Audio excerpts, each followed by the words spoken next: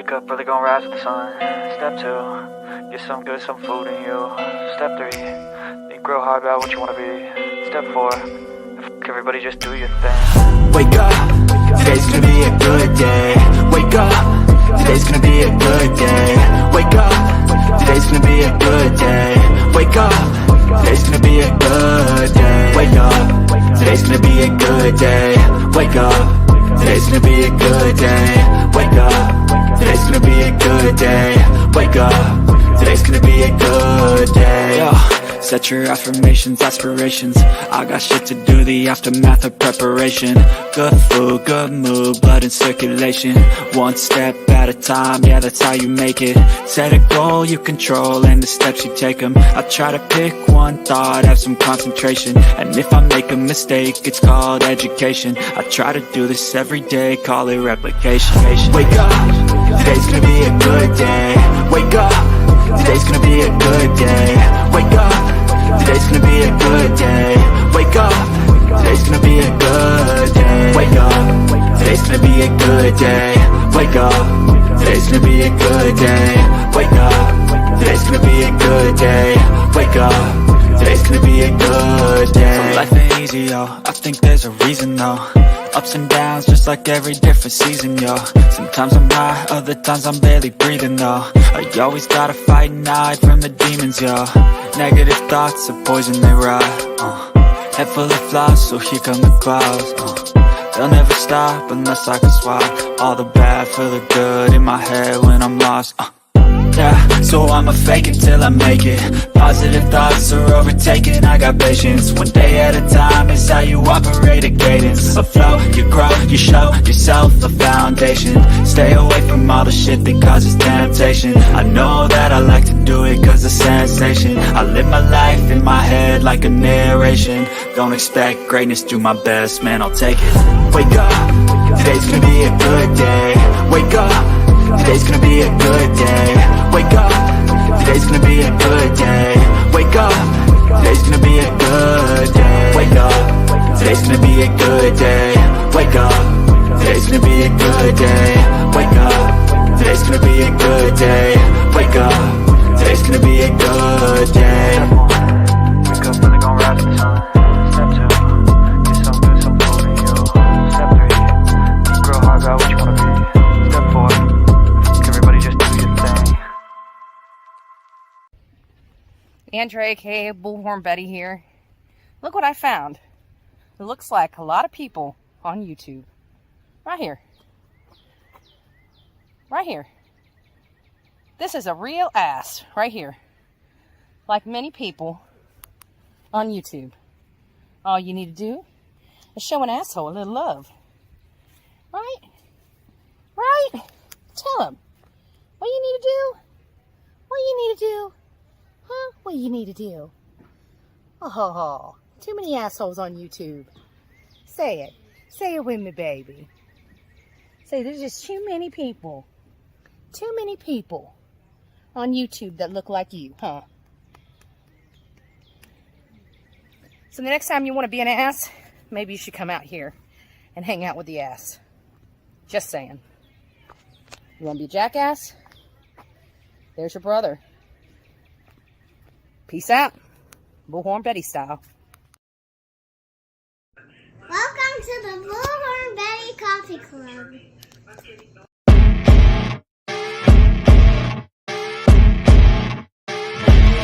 As you wake up in the morning, you want to find the latest, greatest information about criminal cases and have an intuitive conversation about the suspects associated with these cases.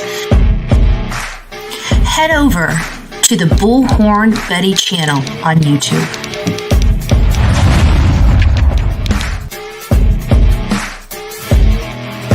Get breaking news right here on the Bullhorn Betty channel. Welcome to the Bullhorn Betty Coffee Club. Enjoy your stay and enjoy your day.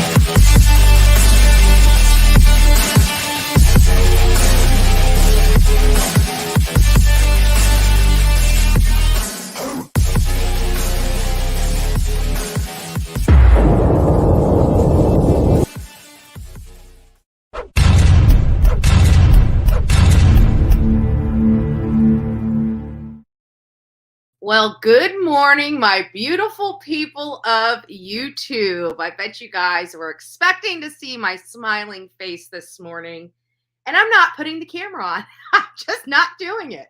So I'm redoing the office, and you guys know I don't use sugar. I use sweetener, and I have a Tupperware cup that I'd scoop the sweetener out with. Well, in the process of reconfiguring Office One, that Tupperware dish fell on the floor and it exploded.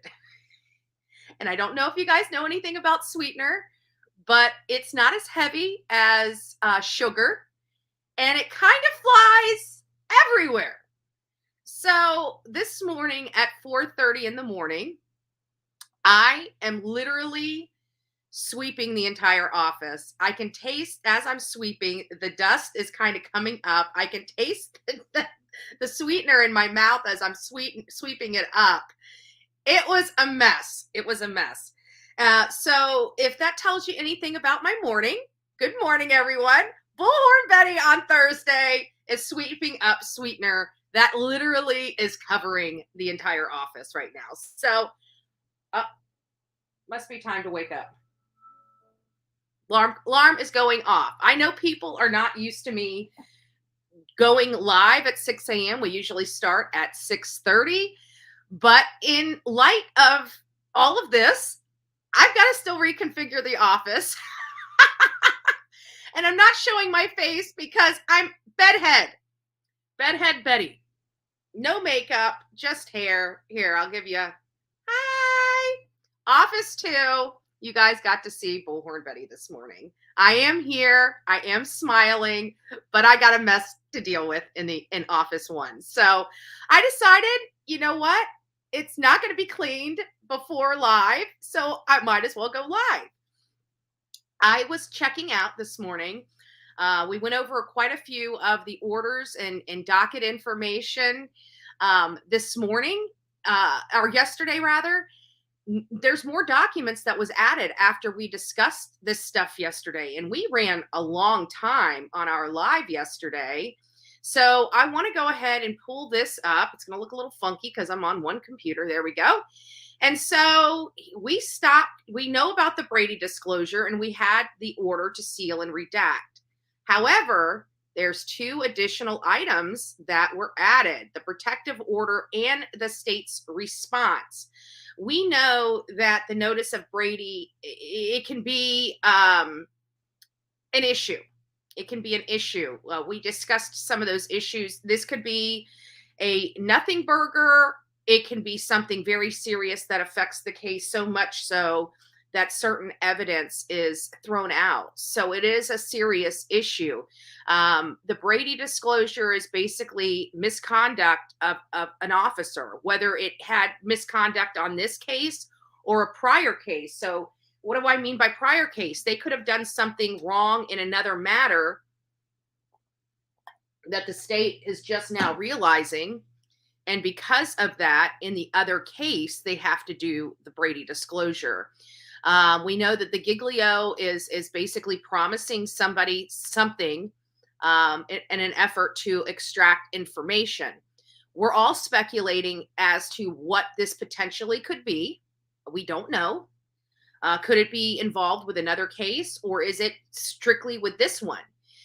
And if it's strictly with this one, for whatever reason, I believe it has to do with Dylan Mortensen. She has an attorney.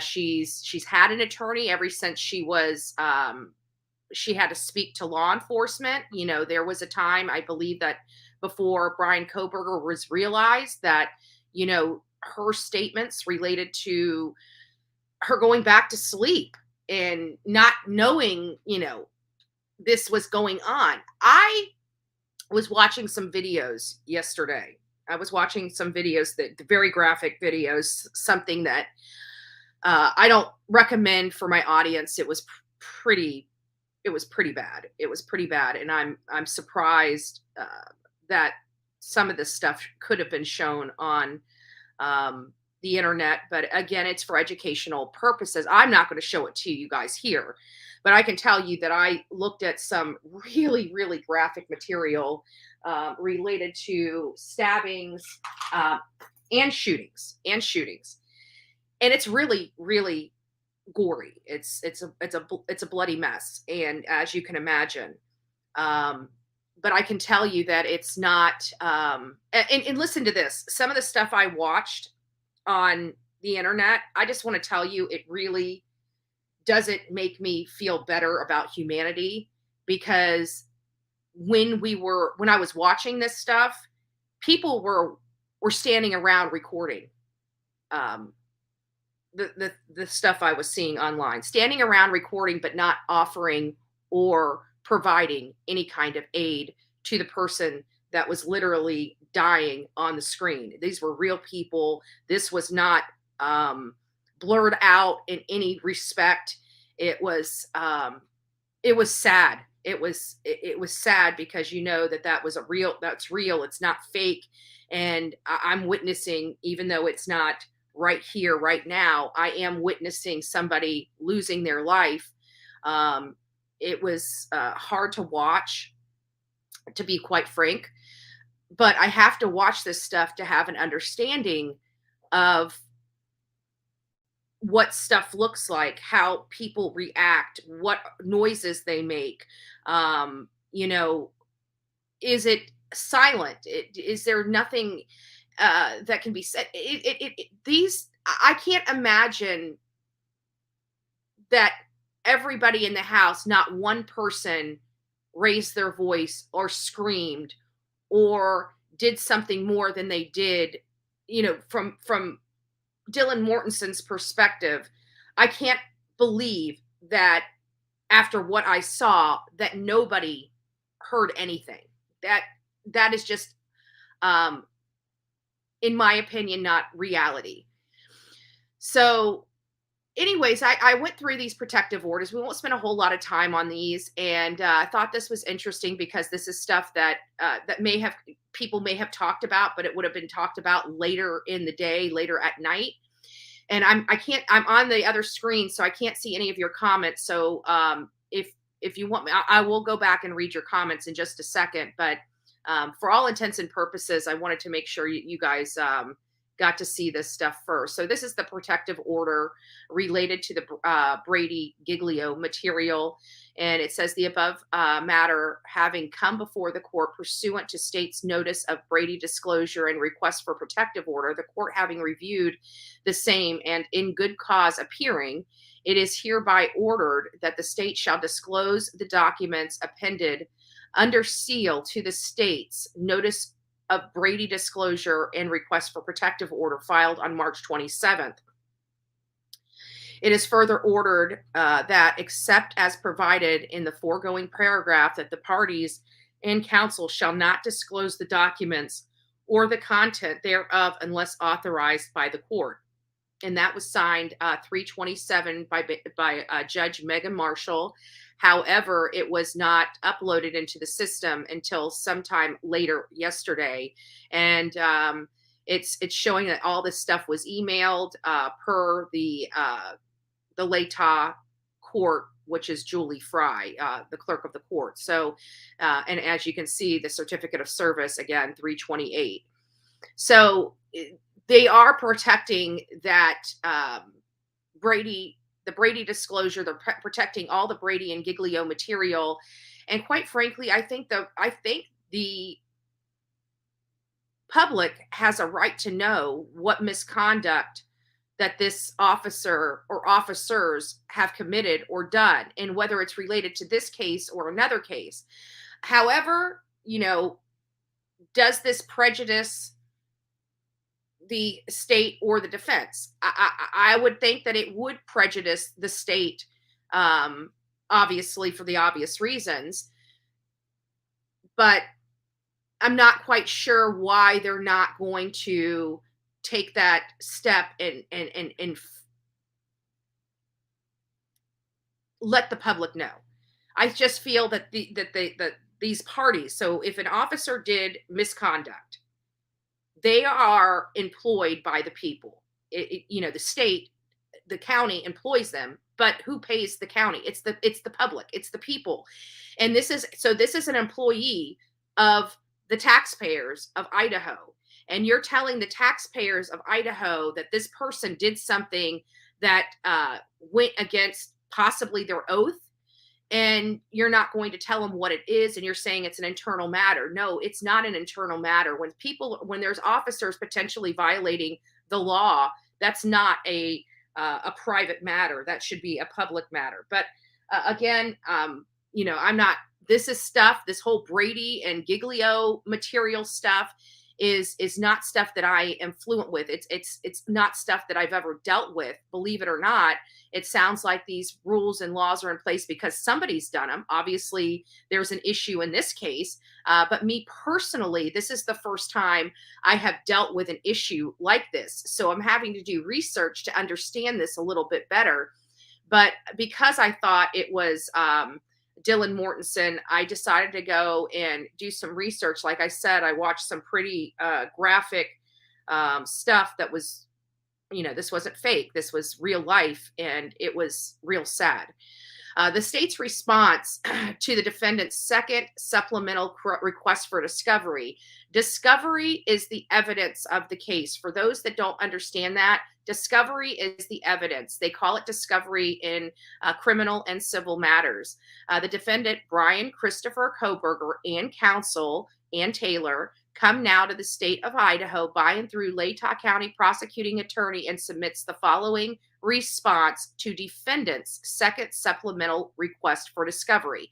So this is Ann Taylor, the defense, which is making a response, a state's response to defendant's motion, but they're saying that this is to Brian Koberger and to Taylor, and they're saying the state is coming through them and responding to the defendant's second supplemental request.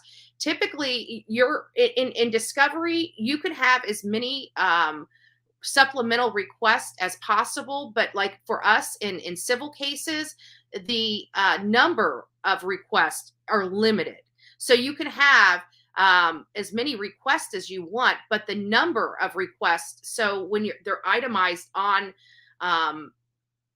the request for discovery, you have 30 items, and you can have so for example, maybe one of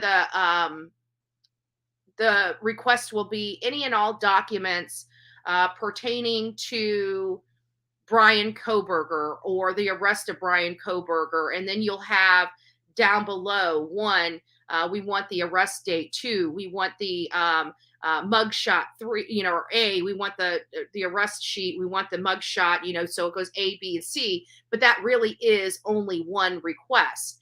And you have 30 of those requests, but I'm kind of confusing you here because I'm saying you have a number of requests for discovery, but they're limited in number of actual requests. So you could submit as many motions for discovery as you want to request for the discovery, but you're limited to the number of actual requests to 30 here in the state of Florida. I don't know if that's different in Idaho, but we can't even see what they're asking the state for. So I don't know what has been provided to them, but we know that they're required to provide everything that the state has, with the exception of things that are exempt due to privilege. So the state incorporates January 23rd, 2023 state's response to request for discovery and February 21st state's response to defendant's first supplemental request for discovery as set forth. As fully set forth at this point, the state has and will continue to provide a discovery in accordance with Idaho Criminal Rule 16 and applicable laws. We're going to start going through these and pulling up these laws so you guys can have a good understanding what Idaho Criminal Rule 16 actually means. But for all intents and purposes, that's pretty much what has been put on the docket. So good morning, everybody. I am so sorry. ZA, good morning. Patricia Miller, Mike Stevens, Patty Gallagher, Caroline, Nani, And everybody else, since we've already started here, and I'm going to go to the bottom of this to see if you guys have any questions, because I haven't been able to see the, okay, so you guys are all just pretty much saying good morning to each other. But those are the documents. Those are the new documents that we have received on the Brian Kohberger case. Let me see if there's anything that's going on with that DCA case. So, petitions consolidated reply in support of the petition for the media stuff that's going to the appellate judge, the appellate courts. They have appealed the ruling on, and many of you guys know, they have appealed the ruling on the gag order that Judge Megan Marshall has attached to the majority of, well, just about everything that's being submitted in this case is under protective order. I'm like, we can't even, it's hard to even, like, even this docket we're looking at does not tell us even the court dates. They're saying they're having court dates that the public is not even aware of. And I have a huge problem with that. Yeah, we now have the access to the docket, but what about the court hearings? Is the public not allowed to be at public court hearings related to this matter? I'm unsure. I'm unsure. So I also wanted to address something else. So a lot of people decided to go out and say, I doxed a lady. First of all, I never said her name. D is the first letter of the person's name that I was referring to. One letter of this person's name. The person that I was talking about and read the email for has a long name. Her name is not D. Her name is something else. And the first letter of her name starts with a D. And even if I had said her name, like if I said it's Angela from Florida, that's still not doxing anybody, because how many people live in Florida that have the name Angela? Probably 100,000 people. So for all intents and purposes, to the people out there, I will now dox the lady. Okay. Her name is Deanne or Deanna. I deleted her email. I have no idea. Again, her first name is not D. It was the initial. Now, since I've been accused of doxing her, now you can go out. I never provided her last name. Her name's Deanne or Deanna. I don't know which. Again, I said her first letter of her first name, and that's all I had provided to the audience. And yes, she is from Ohio. And that's if she's not a troll, and if that was her real name, which we don't know. But since I've already been accused of doxing her, I might as well just go ahead and dox her, right?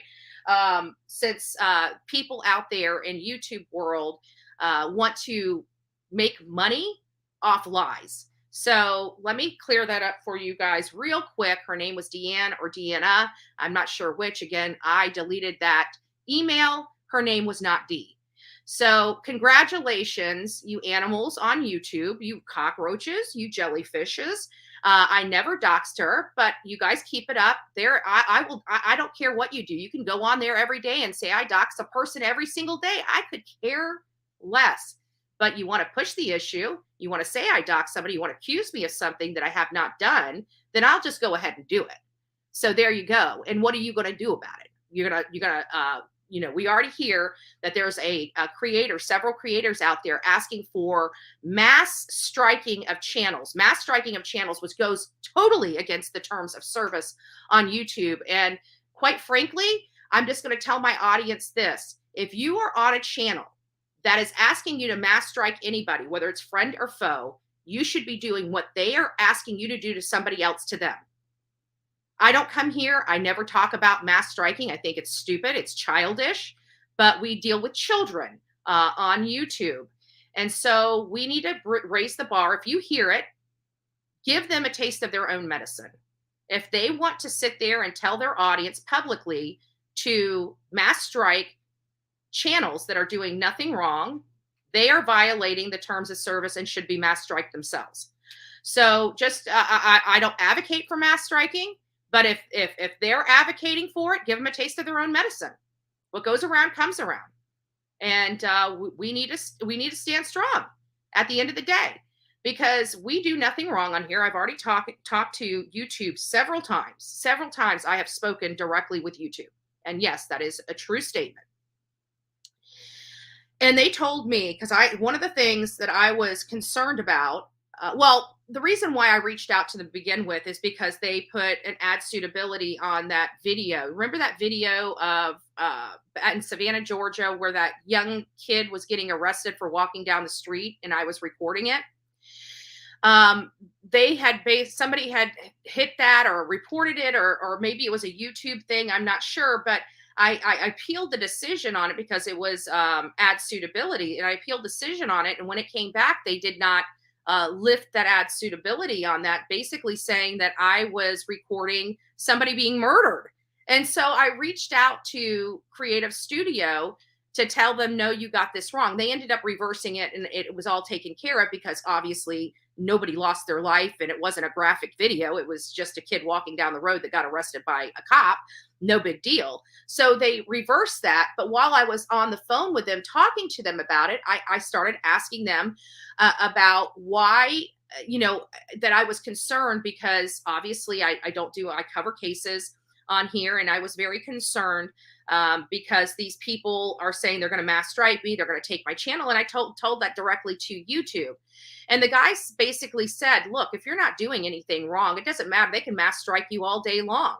We will turn around and turn your account back on. If you're doing absolutely nothing wrong, we have stuff, that we do behind the scenes to make sure that doesn't affect you.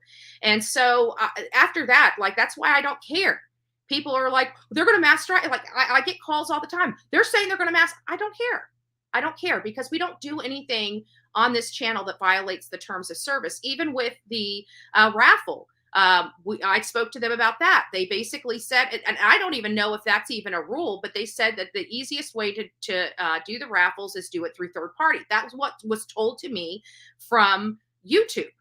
So that's what we did. We're going to a third party. I've got, now that the computers are up and running, I'm going to be working on the cover. We missed our round one completely. So I'm going to make a cover and duplicate that. And then we're going to roll that out so we can have a raffle and give away some shirts and it's something that's going to help this channel. And it's something that's going to help one of the mods in this channel. She has a shirt business.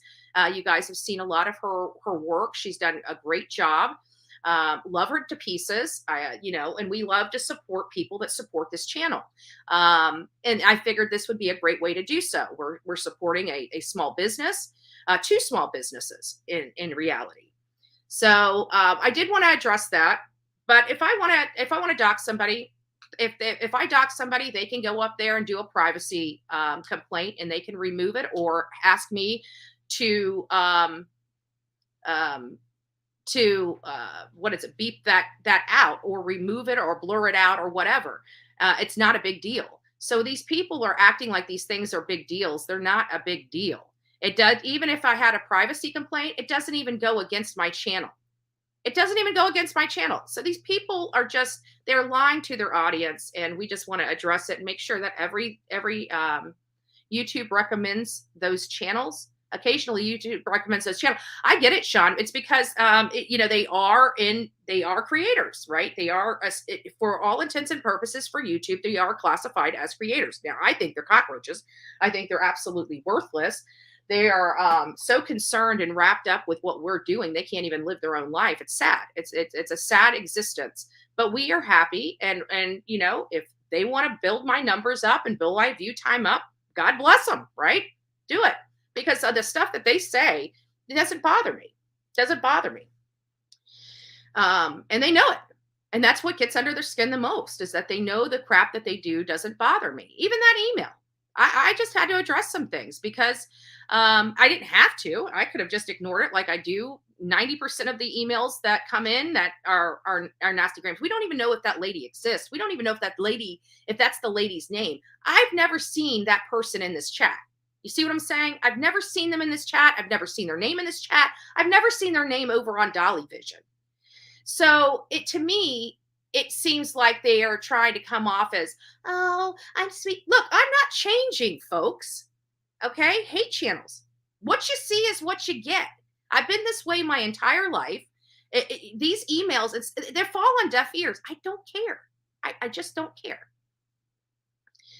And to think I don't have a right to talk about it. Like, now you're trying to control my speech. Like, give me a break. If you guys want that kind of lifestyle, there are many countries in the world that are communist and socialist countries. So those that want to control what goes on with Bullhorn Betty, maybe you guys need to move. And if you want to move to those countries so you can dictate to others, actually they'll dictate to you and you can see how it feels. I'll happily buy your plane ticket and pay your moving expenses. To all the haters that want to go to a third world country, I'm happy to ship you off to it. So just reach out to me at bullhornbetty@gmail.com. You hate channels. Tell me where you'd like to go, and I'll get you there. I'll move you right on out of the United States of America, where we are the freest country in the world.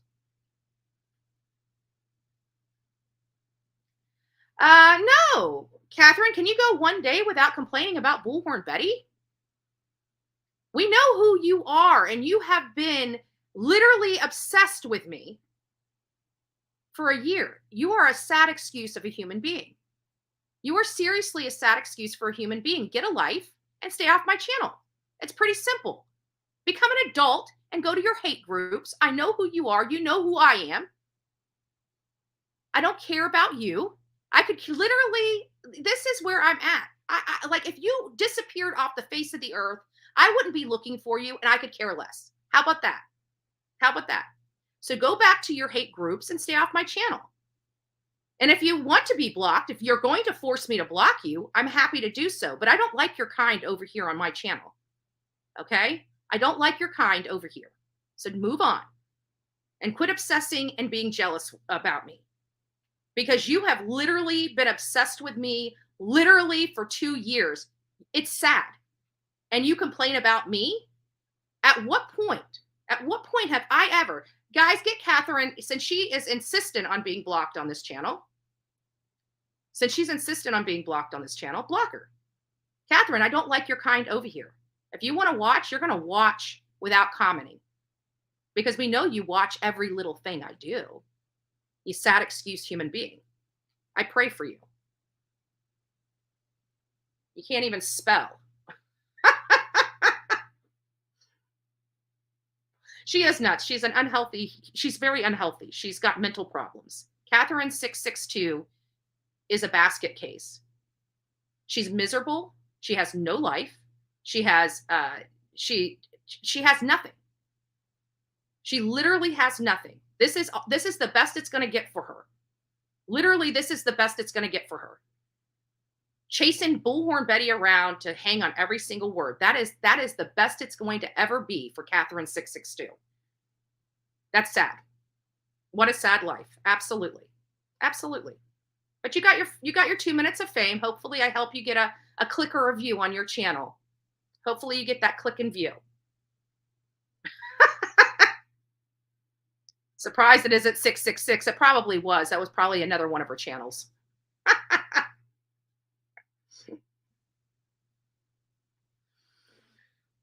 I've been here 4 times. That's because you've been blocked.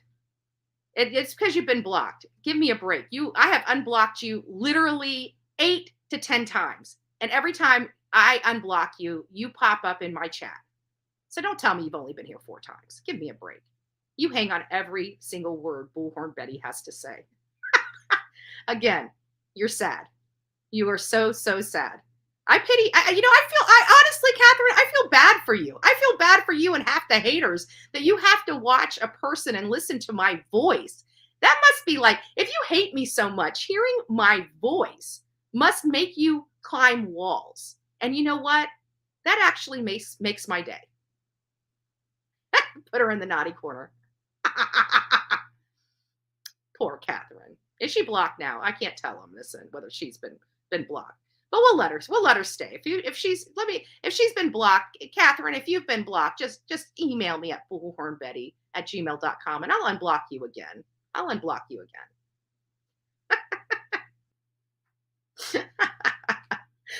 Oh, Lord. Put her in the naughty corner. Oh, I put her in the naughty corner. Good for you. Good for you. Good for you. Yeah, she needs to be in the naughty corner. But it's just sad. It's just sad. So, no, I did not dox anybody yesterday. And even when I said Deanna from Ohio, I wonder how many Deannas or Deannes are in Ohio. Again, not doxing. Now, if I said this is Deanna Wilson from 112 Corner Road, Ashtabula, Ohio. Now that would now I just made up all that. I'm just going to tell you, I don't know if her last name's Wilson. And the only reason why I used Ashtabula, Ohio is because that's where some of my family is. But, it's one of those things that it's funny because they're going to say, oh my God, she doxed her. No, I didn't. I don't even know. But she could have been me. You never know. Exactly. But they had to go get their clicks and their view and make their 50 cents on YouTube by saying I doxed somebody when I didn't. Again, they lie to their audience. They have no facts. They don't even research. They literally have no brain cells whatsoever. And I was just, I'm like, everybody's like, oh, she doxed. Everybody's like, you doxed. And even Sepsis is in there. She never doxed anybody. I said one letter of the lady's first name, and I don't even know the lady's last name to even dox her. And in order to dox somebody, you got to have the first and last name and the county, city, and state that they're from to actually be a dox, right? To actually be a dox. So I just found it comical. But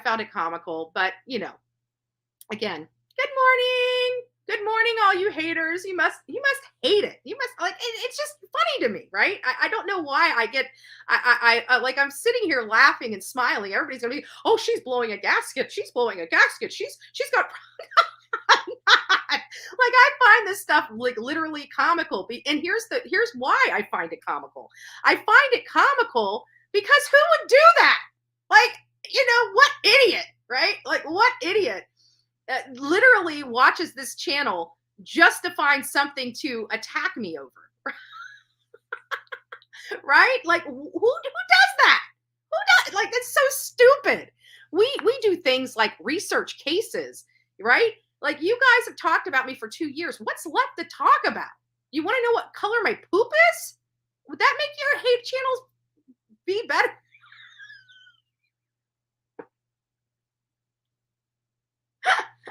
Should I tell you if my pee's cloudy? What do you want from me? So anyways, they're telling me I lost my stuff over that email, which I didn't. I just thought it was pretty stupid. And I wanted to address some things. I mean, again, I'm proud of Dolly. I'm proud of how far he's grown over the last year. I mean, he's always been on YouTube. He's been on YouTube for years, but he's always been in his studio. And so, he's out. He's kind of, trying out his turtle shell in the wild. So I just wanted to, explain that. And oh my God, they're trying to say that I lost my stuff yesterday over that email, which I didn't. You guys were here. But they lost their stuff because they wanted to go out and say I doxed somebody. I didn't dox anybody. You guys know I didn't dox anybody. But it was quite comical.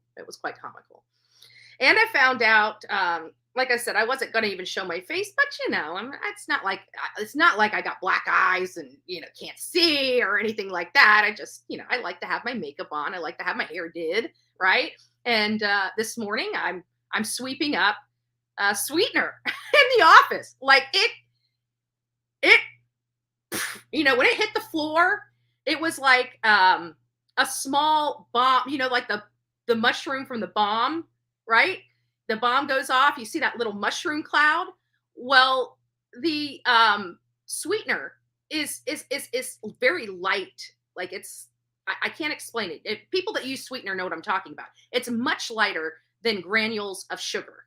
Granules of sugar are heavier, much, much heavier than sweetener. So when this stuff, it was like confetti that these tiny, it was just this plume of sweetener.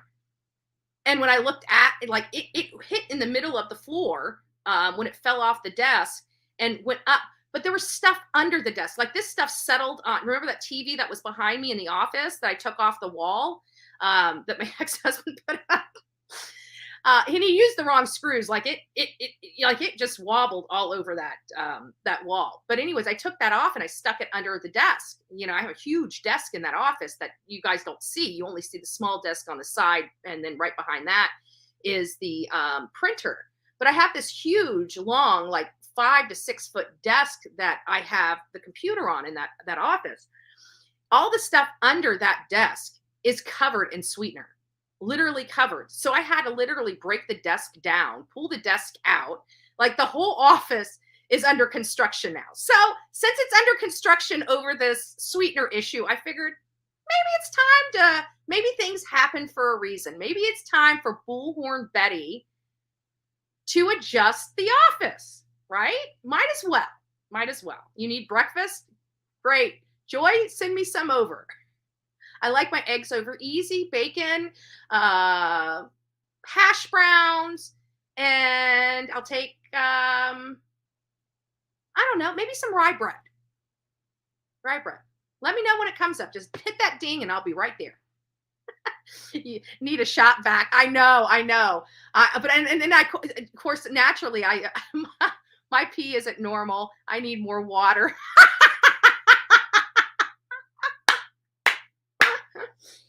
I think it's comical. So what do you guys think about this whole Brady situation? Do you guys, the Brady Giglio, do you guys think it's really going to affect, like, I know it's, from what I'm reading, I know it can definitely be serious. I know that. I know that this is a serious matter. Let me put it point blank, no matter what case this officer's involved in or involved with, this is a serious matter.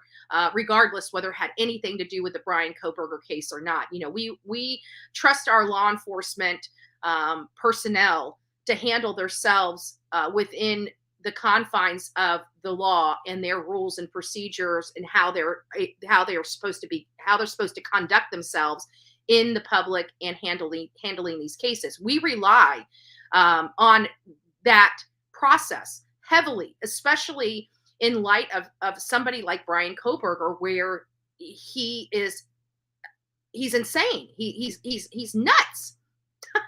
Thank you, Joy. Thank you, Love Bug. Let me go over here and see what this is. Oh, throwing me some coffee. Thank you. That's cute. I love it. God bless you. But I know it's a serious matter. I really do.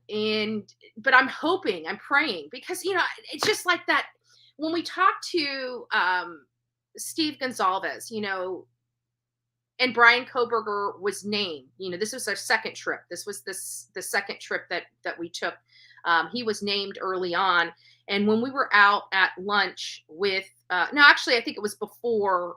I think it was after the lunch. I think it was while we were at the house, and I'm pretty sure he said it while we recorded. I had to cut it out of the recording. I haven't even uploaded that recording yet of the entire interview, and I'm trying to decide whether I want to parse it up and make it, or if I just want to release it, because portions of that was already released by Olivia. So, but not the entirety of it. So I'm trying to decide whether I want to release, obviously there's certain things that were off the record that I had to remove. Obviously this is not to injure the family in any way. It was just to bring the story to life, but I'm thinking I'm going to do something else with it. I'm not sure. That's why I haven't released it, but we'll see. But I remember his conversation, and I remember him saying, I really hope they got the right guy. I really hope that they can prove this case. I really hope.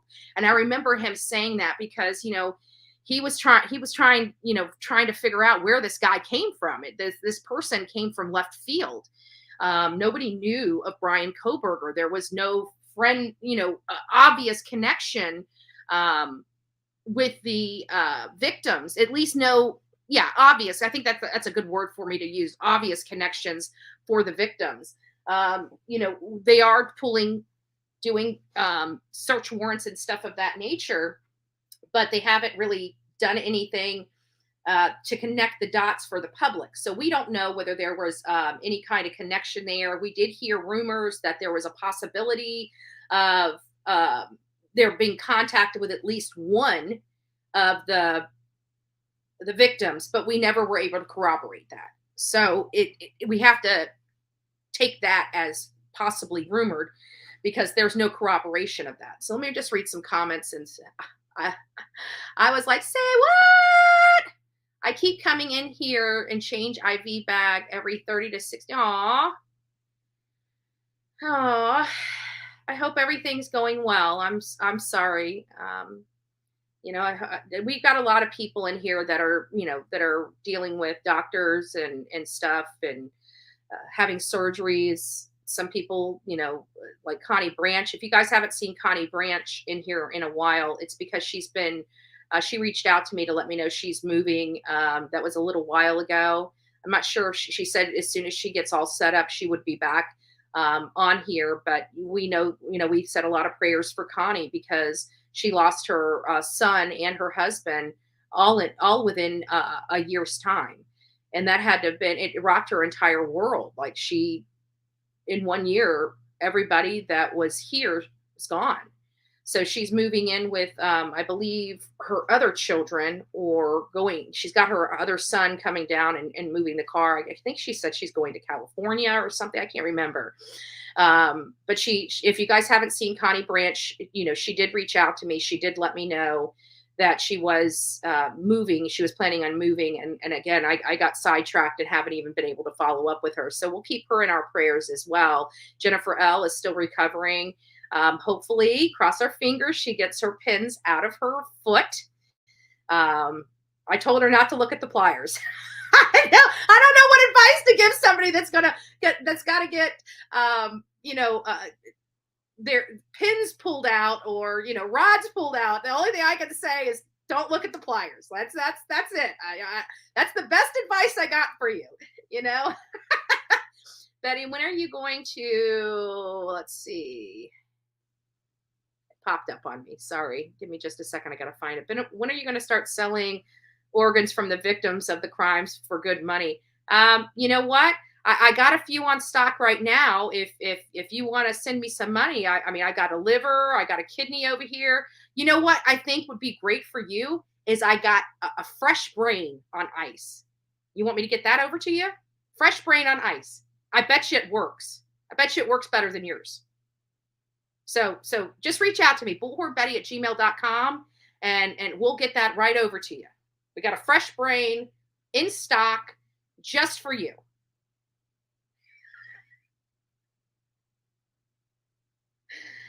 One of my ulcers won't heal. It'll be fine. Let's pray for Michelle, we pray for everybody. We don't pray for everybody else. We are inclusive here. We even pray for the haters, right? We even pray for the haters. And I'm literally praying that person reaches out to me so I can give them a brain because they need it. They're in desperate need of a brain.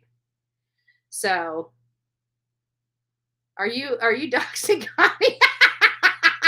Right?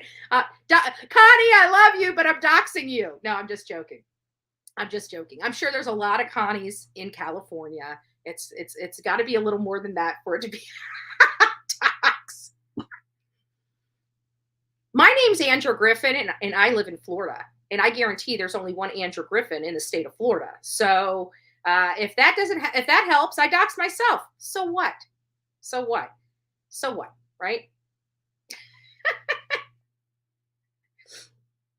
Ulcers are horrible. Yes, they are. Oh, and then I wanted to tell, because we were just on the conversation about the pliers and the pin. And I was telling Jennifer the story about my ex-husband. So my ex-husband was working with his brother, helping his brother. It was a trailer that they were working on or whatever, and they were putting some trim in it or something. I don't know. I wasn't there. I was working real estate at the time. And so my husband calls me frantic. Like, I'm like, I can't even remember what he said. He's like, oh my God. I'm like, what, Vince? What? And he goes, I shot myself in the hand. And I'm thinking, what do you mean you shot yourself in the hand? Where did you get a gun? Right? Like I've got like 1,000 things going on. And he's telling me he shot himself in the hand. And I'm like, what?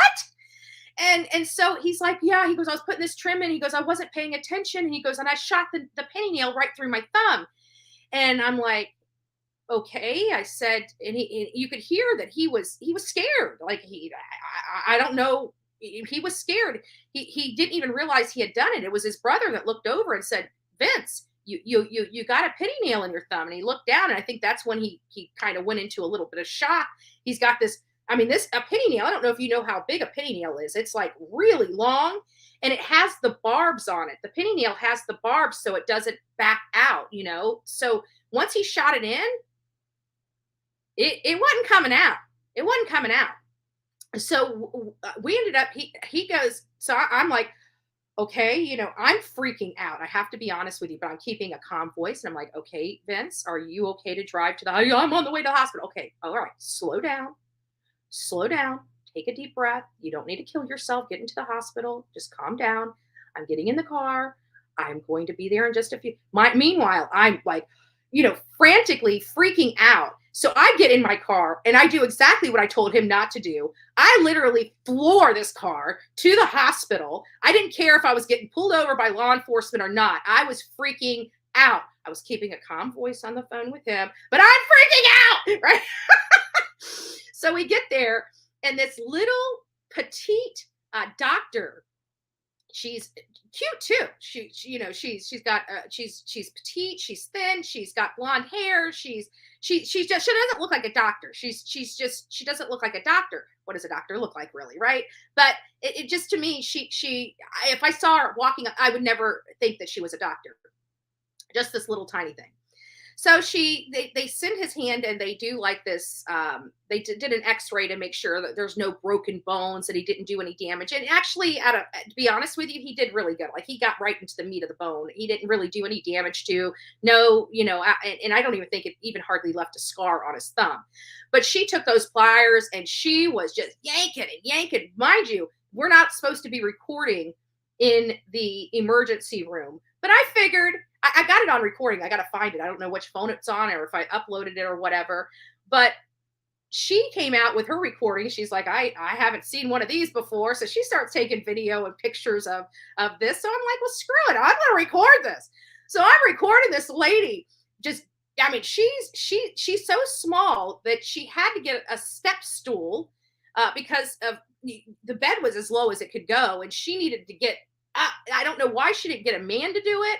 That she had to do it, but she took those pliers and she's just, just yanking, trying to get this penny nail out of him. And then all of a sudden you hear a suction pop, and it was all over. It was in there to the point, and his skin and everything was so around that nail that you literally had a suction pop, and it was loud too when it popped out. It was the craziest thing I had ever seen. So Jennifer, don't look at the pliers. I got to tell you, it was hard for me watching somebody get a penny nail out with pliers. I remember, I don't even know if Vince was paying attention. I think he had his head. I don't even think he wanted to look. Well, me, I'm curious. I watched everything, and that was probably one of the, and you know what the funny thing was? The thumb barely bled. When the nail was actually out of the thumb, I would have thought that he would have had to have stitches and, close it up, that it was going to be, it wasn't. It was really weird. I again, never experienced it. Let's hope that you don't get the little petite girl and have to go, But she wrestled with that penny nail. So God bless the nurses and doctors across this country that deal with stupidity.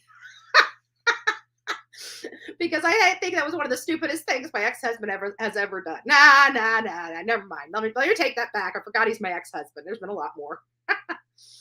My ulcer, ulcers are bad. My ulcer is to the bone. I was able to go to nursing home, but they are dragging feet. Aw.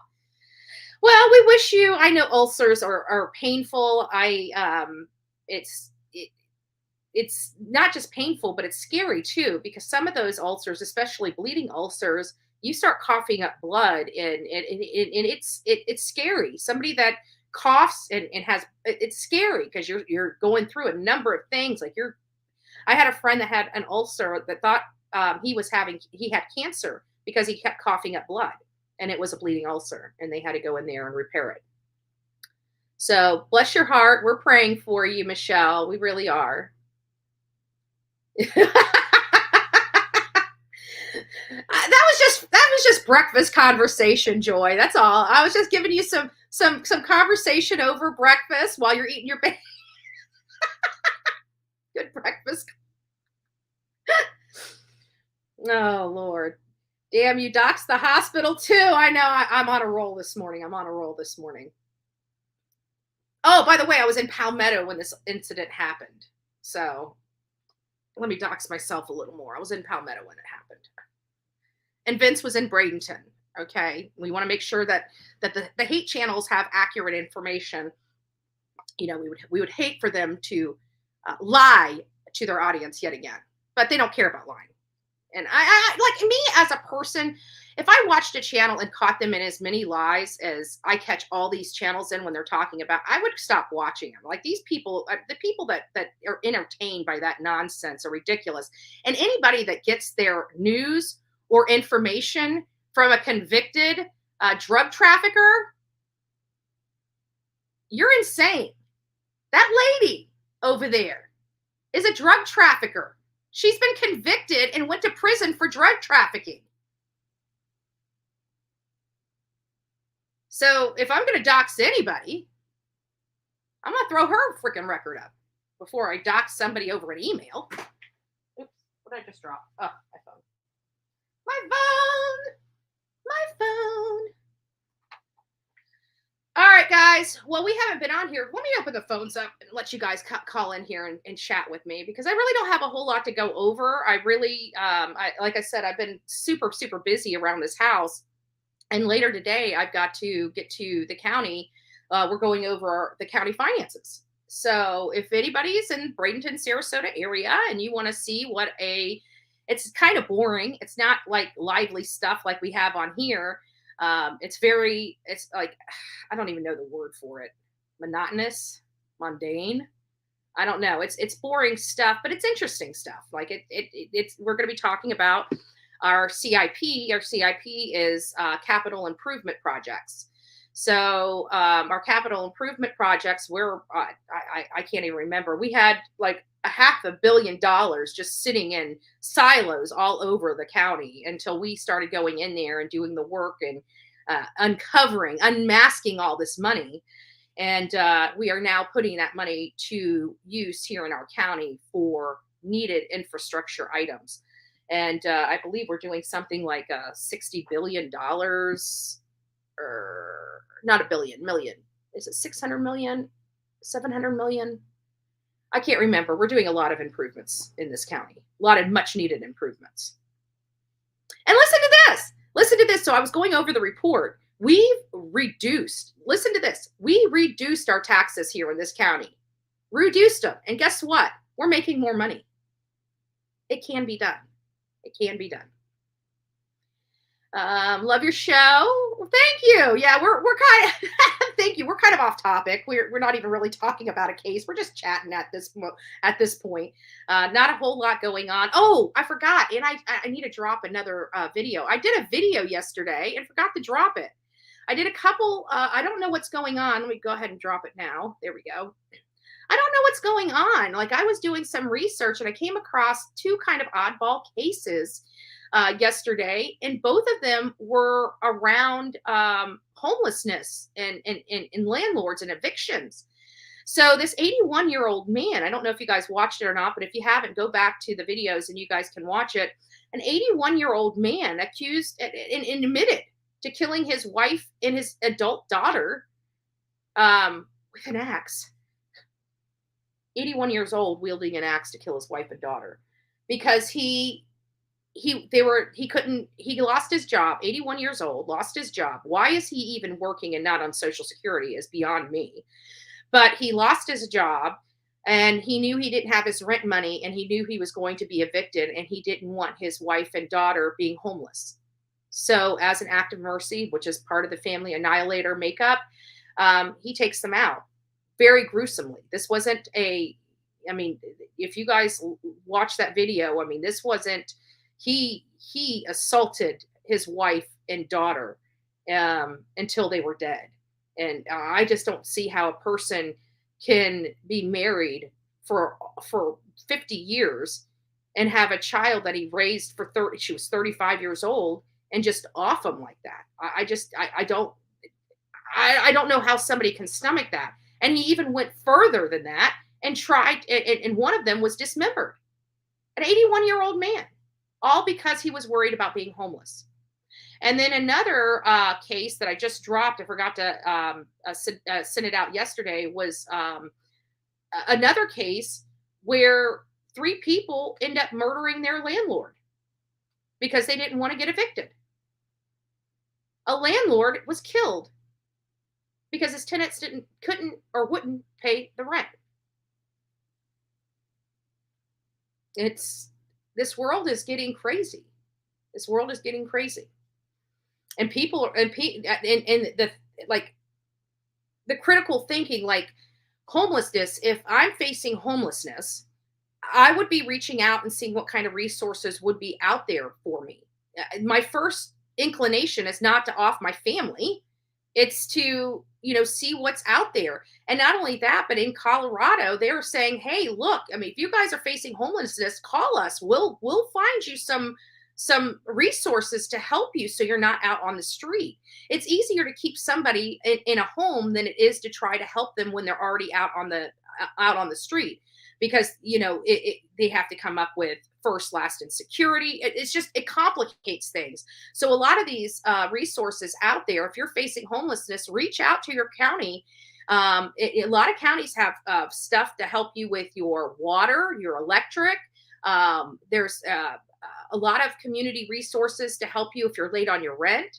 But don't hurt somebody or your family because you're scared and you're facing homelessness. If anybody's facing homelessness, you can also reach out to me. I will start reaching. If you tell me what city, state, or county that you're in, I will pick up the phone. I will start advocating for you. I'll start finding you resources if it's a matter of you going out on the streets or not. You can always reach out to me with anything. I mean, if you need resources if you're in a domestic violence situation and you need resources in your community to help you get out of that, reach out to me if you don't know who to call or where to call, and I'll get you all the information you need to start helping yourself. But that's just with anything. I do have a lot of, I have a good understanding of what is provided in my community. And I have to think if what's provided in my community is most likely provided in a lot of communities. So we can always help out. Obviously the resources here in my community can't help somebody across the country, but you should have some other stuff in your community that's for you. We just need to find it, tap into it, and help you out. So don't fret, don't worry. I know that when you have financial problems, we've all been there. We've all done that. When you have, it's scary, and it weighs on you.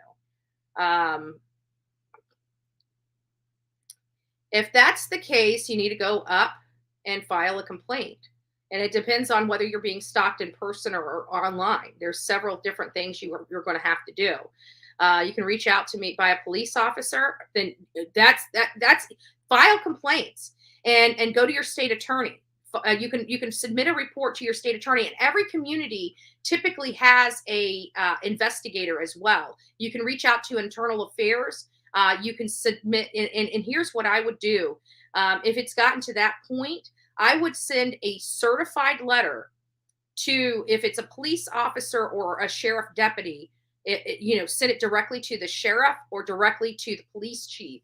Certified mail outlining what happened, and if you have any evidence of it, because chiefs don't play, and they definitely don't want anybody that's on their force that's going to cause them problems, because they have a reputation to uphold and they're a voted position. So quite frankly, a police officer under or police officer or sheriff deputy under a sheriff or a police chiefs and sheriffs, they don't play with that nonsense, because that can cost them an election.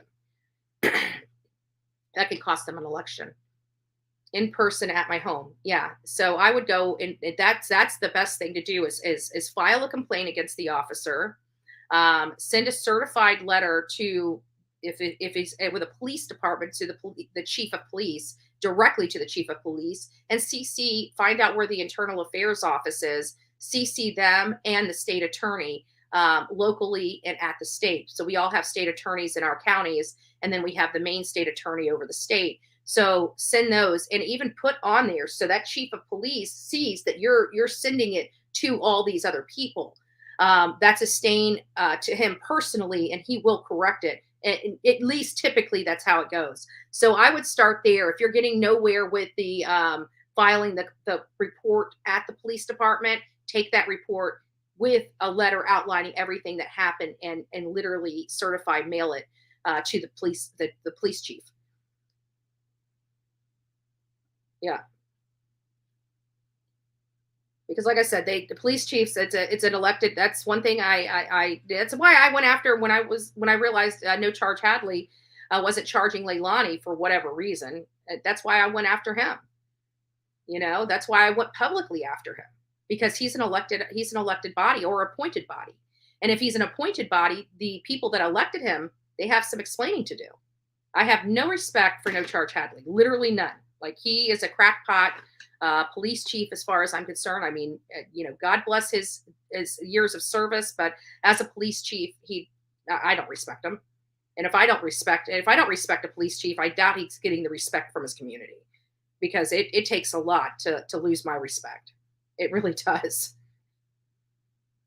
Like letting a baby killer run your streets, putting other people in jeopardy. I have a big problem with that.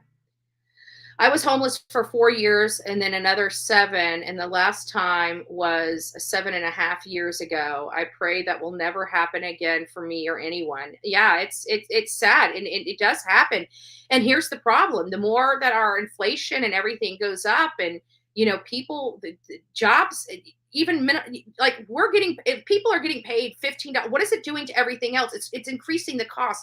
Like, on paper, when you hear people say we need a mandatory $15 an hour across this country, what do you think that's doing to your hamburger? Do you think that $1.99 hamburger is going to stay $1.99 when everybody in that restaurant is making $15 an hour? No. That hamburger that you're accustomed to paying $1.99 is now going up to $4 or $5, because they have to pay for that increase in employees' compensation. So how is increasing that and then making everything more expensive to pay? You're basically, and it's the same thing. Like, it's minimum wage, $15 an hour. It doesn't matter what the dollar amount is. Minimum wage is minimum wage, and the country is going to adjust to that minimum wage. So if you're at say $7.25, say if the standard pay, whatever, is $7.25, and you're now going up to $14.50, you've doubled your cost in expenses of employees. So that means your product that you're selling is going to double in cost. So it's still the same thing. It's still the same thing. $15 an hour, everything's going to cost 10 times more money at $15 an hour. So $15 an hour will be the new minimum wage, and everything else is just going to go up and adjust to that minimum wage. You're not saying it's a racket. It's a racket. That's all I'm trying to say. If you want to get out from under minimum wage, my recommendation is go to school, get a trade, or find something, or open your own business. There's a lot of things that people can do. When we opened our business, we opened what we knew how to do. So, like, I knew how to do, like, you can't do electrical work unless it's like a swag kit or something like that. I knew all the rules and the laws associated with it, but we opened a handyman business because we're very handy. So that's what we did. And we made, there was times we were making $10,000, $15,000, $20,000 a month with that business. And you're talking about a man that couldn't even read because he has dyslexia, making $20,000 a month. You can do it. So it's just, even if it's just pushing a lawnmower around, build yourself a business, build yourself a clientele, and get out from under the 9 to 5 and minimum wage issue. There's a lot of stuff, people, if you just think outside of the box, you can really help yourself. And I would recommend it if you're struggling, for those that can. I know we have a lot of people that are in here that are disabled, and that's your path. That's God doesn't make mistakes. Excuse me, God doesn't make mistakes, and that's your path. You're disabled. You can't, nor should you be working. But I don't even know if that's even helping anymore. I don't know. This is a topic that has hit me hard over the past couple of years, and I admit I had thoughts of not wanting to be here. My ex is now dealing with an eviction, and it's so hard to find a place right now. Absolutely, it is. It is. Reach out to start reaching out to if you're in a city, reach out to your council, your city council, or reach out if you're in the county, reach out to your county commissioner's office. And they typically have their hand on the pulse with what kind of resources are out there or who they can, because it's easier to keep you in your place and pay the back rent than it is trying to find you a new place, like you said. And there may be something. Also, call a lot of the Catholic churches have programs that help. I know it sucks. You feel worthless when you have to call and ask for help, but if you need help, you have to ask for it. It's not going to magically appear, unfortunately, but it will be easier to keep you in your place now, as opposed to, having to find a new one. So you might want to reach out 102 and see what's out there. You might hit walls, but if you need help, reach out to me at bullhornbetty@gmail.com and let me know. I don't want to ask you your city and state in here. It's nobody's business. But if you do want me to just, make some calls, or at least find out who you need to get a hold of, just reach out to me, and I'll take some time later today to do some research in that and see what we can do to help you. Nice to see you, Barbara. He intercepts my mail. Now that's a federal crime. That's a federal crime. You can't touch, like that is literally a federal crime. I would be calling and set up do you have cameras? Is any of this recorded? If not, you need to. You've got to get that. You got to be smarter than this guy. So get some, there's some deer cams. So why am I saying deer cams? It's because they're movable. They're not attached to, cords and wires and stuff, and they're easier to hide and make it where people don't realize that camera is actually set up, because there is no wires, but you have to make sure that there's batteries and a memory card in it. But that would be a good, something very good that you can put up and see him doing this stuff without his knowledge. So you might actually want to consider doing that, but you need to get evidence of this. If nobody's taking you serious, you got to get the evidence. And that's setting up something and showing that he's going in your mailbox. That's a federal crime. And they don't play. They don't play when you start messing with mail, because you got to remember that is the only way we're able to get legal documents. And that's why it's serious, because if somebody sends you something certified mail and it's recorded as you receiving it, and somebody goes in there and takes it, you can be in hot water because you didn't even know about something that was certified mail to you. So it's a federal crime to screw with somebody's mailbox. That's one thing. I don't touch people's. I don't even put, if I have some, I'll stick it up on the door. I won't even open the mailbox to put something in it without a stamp on it, because I have no authority to do it. Like it's against the law. They don't enforce it. They do enforce it in some cases, like this would be enforceable. But innocent stuff, there has to be intent there. And it sounds like his intent is to do harm. So the intent is there. And that's what makes it the crime. But there's, people, put notes in mailboxes, or, somebody's not home. And like my mom's left me, something, I can't remember what it was. Maybe it was like a purse or something. She opened the mailbox and stuff. It was an empty purse, but I needed it and I wasn't here. And so she just stuck it in the mailbox and said, hey, when you get home, just check your mailbox. I put it in the mailbox. I don't even do that. Like, I am so terrified of I would be the one that that has federal charges for sticking a purse in a mailbox for my friend, right? Forces more people into hardship, and the funds aren't there to help those in need. Yeah, so but it's much easier to keep somebody in the house, because, and again, it comes down to the resources. If it's going to take $5,000 to relocate somebody, as opposed to maybe paying $2,500 to pay their past rent, it's a lot less resources to pay their past rent as opposed to trying to move them and relocate them for the $5,000. So there's more money actually going to more people by trying to keep them in their home as opposed to relocating them. And I wish everybody that's struggling, and I know the struggle is real. I personally, I've said it 1,000 times here in this community where I'm living. Our median, we had historically low home values, here. It's been like that my entire life. It's, we're a little hometown, a little bedroom community that's right on the water.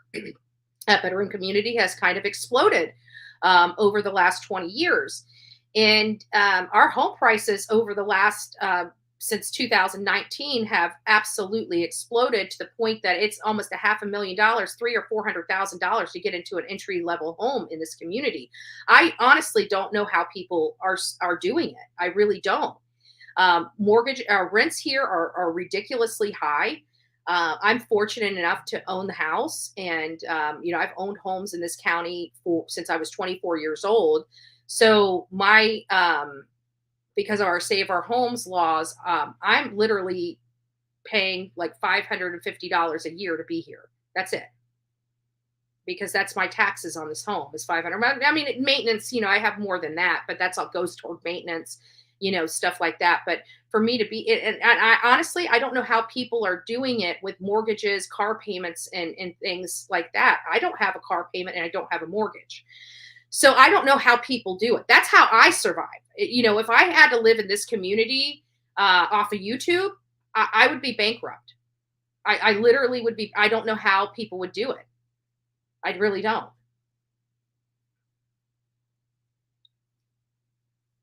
We just had an ex-cop just get sentenced to jail. He was caught by a local Facebook FB predator catcher and was filmed live expecting to meet a 15-year-old boy. Ex-cop, security worker at school, and owned a kid's karate school. That's a little scary. But just Samantha, people like that infiltrate. Look at Brian Kohberger. Look at Brian Kohberger. He tried to infiltrate law enforcement. He was a crazed lunatic that was trying to be a crazed lunatic with a badge. That is a scary thought. I mean, that really is a scary thought. Oh, Mab wants to call in. Tammy used 9-month milestone. Good morning, everyone. Oh, thank you guys. Okay, let me open up the phone lines. Give me just a second.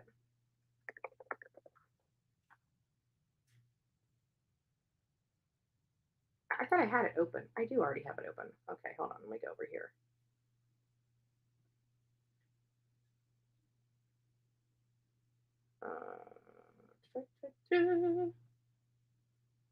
Oh, it's already on. Well, Mab, you can call in anytime you want to. It's already on.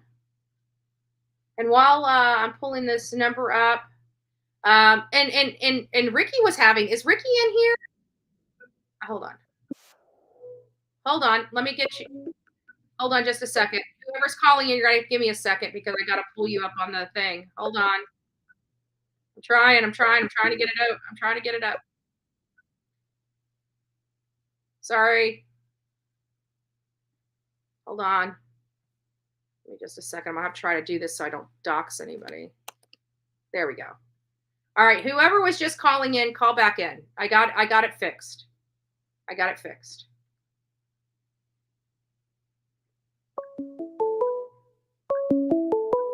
I think it's Mab. Come on. Let me answer. All right. Good morning. I'm having some issues this morning. Don't mind me. Hey, Betty. Hey, Mab. How are you doing? Good. Good. You were talking about Brady disclosure earlier. Yes. I was. Brady disclosure, I've been watching the Jan 6 stuff. Mm-hmm. And all of those people they have put in jail, they never gave the defense the evidence. Like they have 45,000 hours of tape from inside the Capitol. Yeah. Tucker Carlson has it. Yeah. And Tucker And they put, Carlson has been definitely releasing that stuff, because many people don't realize that I actually, this whole Jan 6 stuff is a bother to me as a legal professional, because in this country we have what's called due process, and the people. yeah, And people have a right to counsel. They have a right to disclosure. They have a right to discovery. They have a right to the evidence being used against them, and they're entitled to it. And and they didn't get it. and they're not getting it, and they're not even being able to see their attorneys either. I was talking to I think there was a conversation Matt Gaetz and Marjorie Taylor Greene was having about them going there, and they weren't even allowed to go into the facility as representatives of like United States representatives of this country. They were being told that they cannot go in. And it was the most insane thing I have ever seen or heard in my life. Yeah, that whole thing was a scam. Yeah, and I'm hoping that it gets resolved pretty soon. There are. Let me just be very clear. In Jan 6, there were some people that were bad actors that were breaking windows and doing. That's a crime. I don't agree with that. Those people that members have to pay for those crimes. But there's a lot of people Right. that were waved into that Capitol Exactly. building that are facing crimes after being invited in. Yeah, they took down the barriers. They invited people in. They walked the guy with the horns around forever.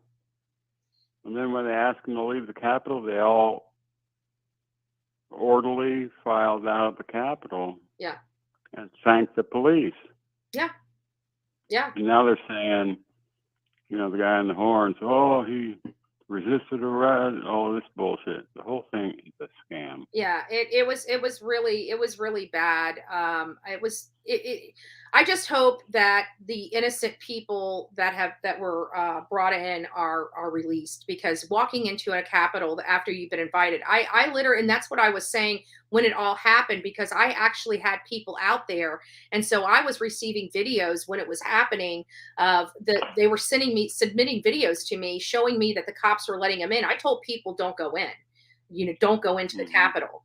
And there was a lot of people out there that I didn't know, and they're being invited in. They're like, oh, okay, they're letting us in. Let's go in.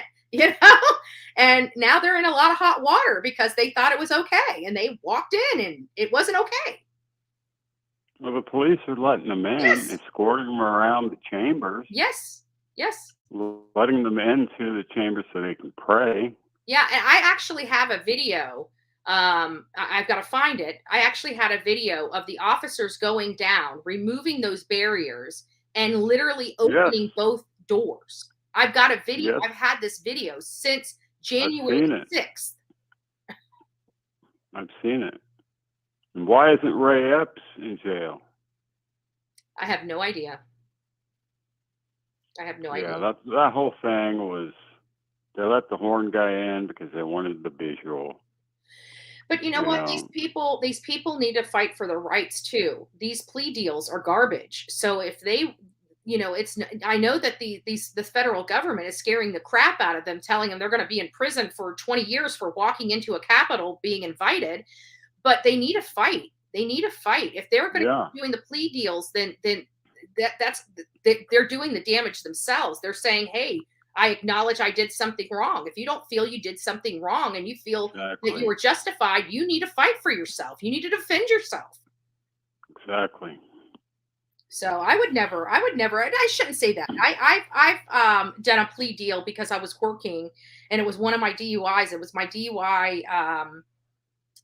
I don't know if it was the one that was from like 11 or 12 years ago, or the one from 20 something years ago. But I remember I was working at the time, and I just wanted it to go away. Like I didn't want to have to acknowledge it with my boss. I didn't want to have to explain it. I just wanted it to go away. So I did whatever would get that. I didn't fight it. I just wanted it to go away. Put me on probation. Do whatever you need to do. Let me get this done. I don't need to lose my job because of this. I was 20 something years old. I was scared to death. And I know for me, how terrifying and scary it can be when somebody's telling you, we're going to throw you in jail. Yeah, No, it's you the ain't. federal government. Give me that paper. No, you ain't. So what are we talking about? The Brady rule in Ray Kohlberger? Yeah. So well, I'm still trying. What do you think that's all about, Mab? Do you think that has to do with Dylan Well, Mortensen or a different case altogether? it has to be, because the Brady rule concerns withholding evidence. Mm-hmm. But with it So- coupled with the Giglio material, it seems like somebody was. It seems like it appears that somebody was promised not to be charged or something for providing information, because that's what the Giglio portion of that is about. So it's, And that's a plea deal right there. yeah. So who got the plea deal? And again, it from one of the experts that I was watching, they were basically stating that it could be from a different case. He could have done something on a different case that has now rolled over in this. Like, say if he did a plea deal or withheld that from a different case, they would still be required to file the Brady and Giglio material stuff in this case as well, even if it didn't have anything to do with this case. But I have a funny feeling it did. Could be the accomplice. Right. Because I believe he had a lookout, and I believe he had help stalking them. Mm-hmm. And it's possible. And you know who comes to mind is the gentleman that he was running with at night. That could be. That's who if it's anybody, that's who I would think it is that running partner. It's gonna be your day. Okie Crime News, nice to see you, love. What else are you talking about today? Not a whole lot. I just looked on the Kohlberger stuff and saw the two new items on the docket. So we went over those two items. They were nothing really major, but it was the order sealing the internal affairs in the Brady Giglio material. And then the other one, I can't remember what the other one was, but I'm kind of going through, I'm not really focusing on the major cases right now because nothing's really going on. I'm still trying to find out. Actually, as a matter of fact, we need an update on Stock, Letitia Stock, as well as Trezell and Jacqueline West. So I've got to do some updates on those, but I didn't do that this morning. So I really don't have a whole lot to talk about with that. What's going on in your neck of the woods? Well, we've been watching the, of course, Tennessee shooting. Yeah. And that's sad too. I know that there's a lot of people talking about it and wanting to learn about the gal that did this. I watched a very graphic video. I'm surprised that the graphic nature of it was released. For those that want to go out and look at it, you can. It's on Metro Nashville Police Department. Yeah, I've seen it. And it showed. I mean that she dropped. But this is the thing. I was talking to somebody else, and it's like when you shoot somebody, they have involuntary movement. Like if they're twitching, right? And they were saying, "Drop the gun, drop the gun." Quit moving. And I'm like, you guys, like law twitching because she's dying. You shoot somebody and they drop like that. You that was a kill shot. They don't drop straight down like that. If they're still alive, in the head. He hit her twice with the AK, and the other guy hit her 4 times. Yeah, after she was already on the floor. And I'm thinking, when I watch it, I'm like, she's moving because it's involuntary movement. When you get shot like that, when you have kill shot like that, and you're dead, but you're not dead, your body will move as it's dying. It twitches. So I just thought, all folded up. Yeah, when I saw that and I saw her drop like that, I'm like, she's dead. And then I hear her, quit moving, pop, pop, pop. I'm like, dude. Like, no, the pop, pop, pop. The 4 shots came before they yelled, stop moving.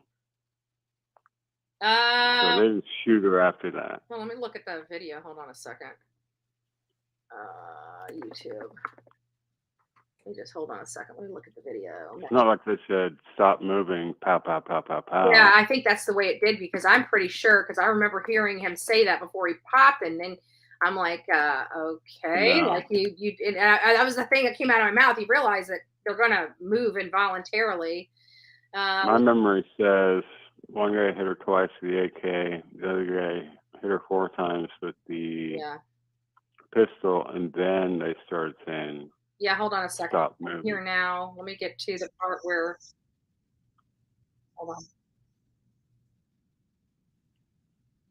Okay, they're going up the stairs.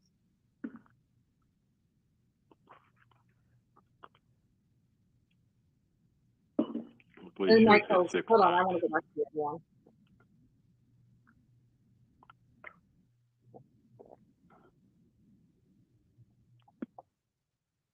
Let me get to that part. I'm not going to show anybody this.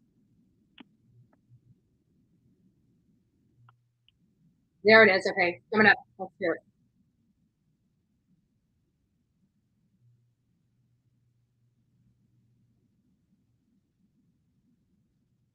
You're right. You're right. Yep. Okay. Yeah, you're right. He shot 4 times, and then he said, stop moving. Yeah. Yeah. That's crazy. Yeah, she couldn't have moved. I mean, she was twitching because she was dying. Yeah, that's it. So I just wanted to let people, like, when I saw it, because when he hit her, she dropped. I mean, it was. Those first 2 shots did the trick. Yeah. The guy with the 4 shots. But, you know, when you're going after a school shooter, you got to put him down hard. Yeah.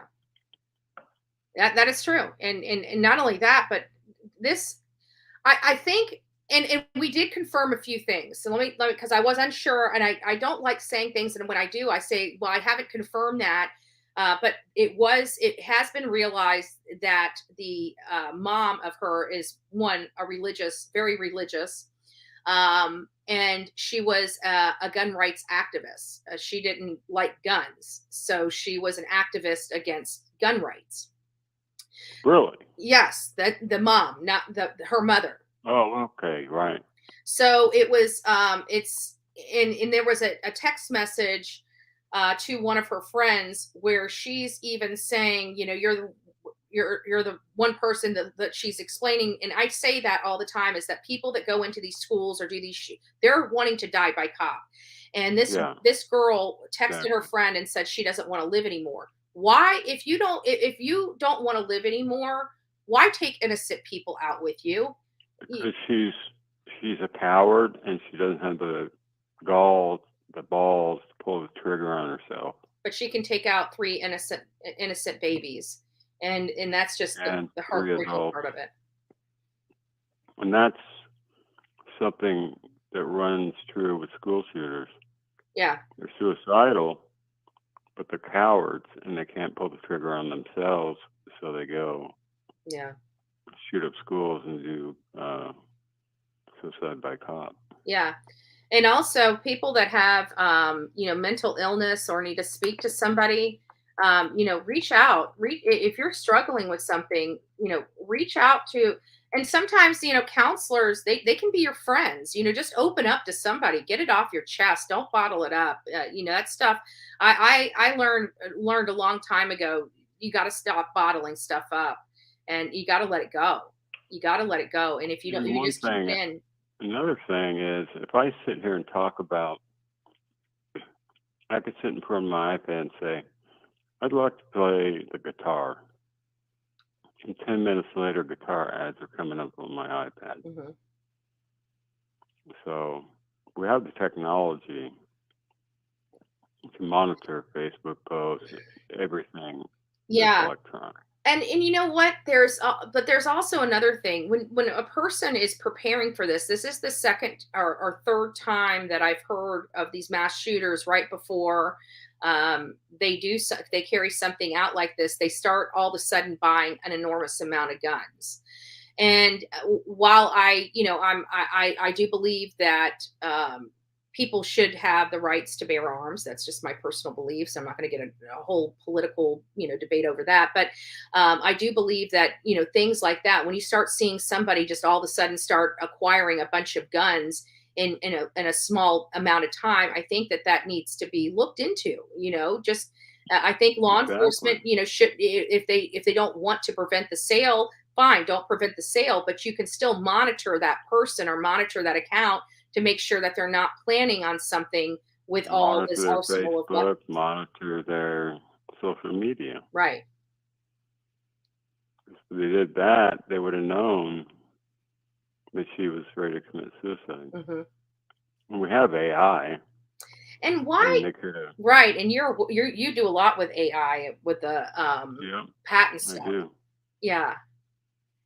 So what do you think that, like, I don't understand, if she sent that text message, did that girl that she sent that text message, did she stop what she was doing and call law enforcement? Because if somebody Nope. sent me a text like that, I might call law enforcement, I would have. I would call her, 72-hour or call lockup. her mother or her sister or somebody else that I would have had contact with, something. It's a 5150. They need to call law enforcement immediately and have her in a 72-hour lockup. She Yeah. never would have happened. I mean, I guess in a sense, we all, in my opinion, we all say some things like, I wish I die, or something like that. I think everybody at one point has said that, something really bad has happened and they just sit there like, I wish Online? I was dead. There's a lot of people that go through that. But, Yes. if I've gone through that. yeah. So I don't know, if her friend really took it seriously or just thought she was venting as well. And, when a situation like that, I don't see anybody really calling law enforcement. They're going to try to talk to their friend and say, hey, life's not that bad. She took a temporary problem and made a permanent solution for it. And it's just sad. Exactly. So, all right, Mab. Well, I'm going to pipe down on this live. I don't really have a whole lot going on today, and I got to get prepared for my meeting, my finance meeting today. All right. So, all right. Well, you take care and God bless. Thanks for letting me call in, and love you guys in the chat. Yeah, absolutely. Let me know anytime you want the phones open, because I forget sometimes. Sometimes I say, I'm opening the phones, and then I turn around and I'm like, okay, guys, see you later. Yeah, I called in, but it was just a message. Oh, gotcha. Well, let's just say a prayer. I got to find Ricky's stuff. He said he was having problems yesterday on here. So Ricky Beavers? Yeah, he said he tried to write in and stuff like that, and for whatever. I just made friends with Ricky. Huh? I just made good friends with Ricky Yeah, a couple of days ago. he's great. I love him. He's awesome. Yeah, he said he had an invention, and I've been talking to him. Gotcha. I'll call him back today and show what's going on. All right, my What's he dear. having problems with? Huh? Is he having problems, Ricky, right now? No, he was just having problems logging in, and he thought he was or whatever, and he thought he had been blocked. I'm like, no, you haven't been blocked. I went to my block list, and he wasn't blocked. And he's like, I even tried calling in, and maybe it was something with his phone. I don't know. It wasn't anything on this end, so hopefully he gets back with us. He's blind, so he's probably got all kinds of audio coming into him. Mm-hmm. I mean, the chat has to be converted to audio for him. Yeah. No, he's got all that set up on his phone. I communicate with him quite a bit. So. Okay. But those that want to go over to his channel, go over to his channel. I know he's got a bunch of music up, and he's been going on Spotify, and apparently he's been doing really, really good over there. So we like to support. He's got another platform too. What other? Daddy's Back Pocket is a good song he just came out with. What is it called? Daddy's Back Pocket. Oh, yeah, nice. I sent it to my dad. He's 84, and he loved it. Mm-hmm.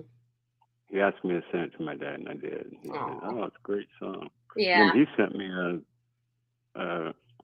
My niece actually is starting to post music. She's really good too. Mm-hmm. Anyway.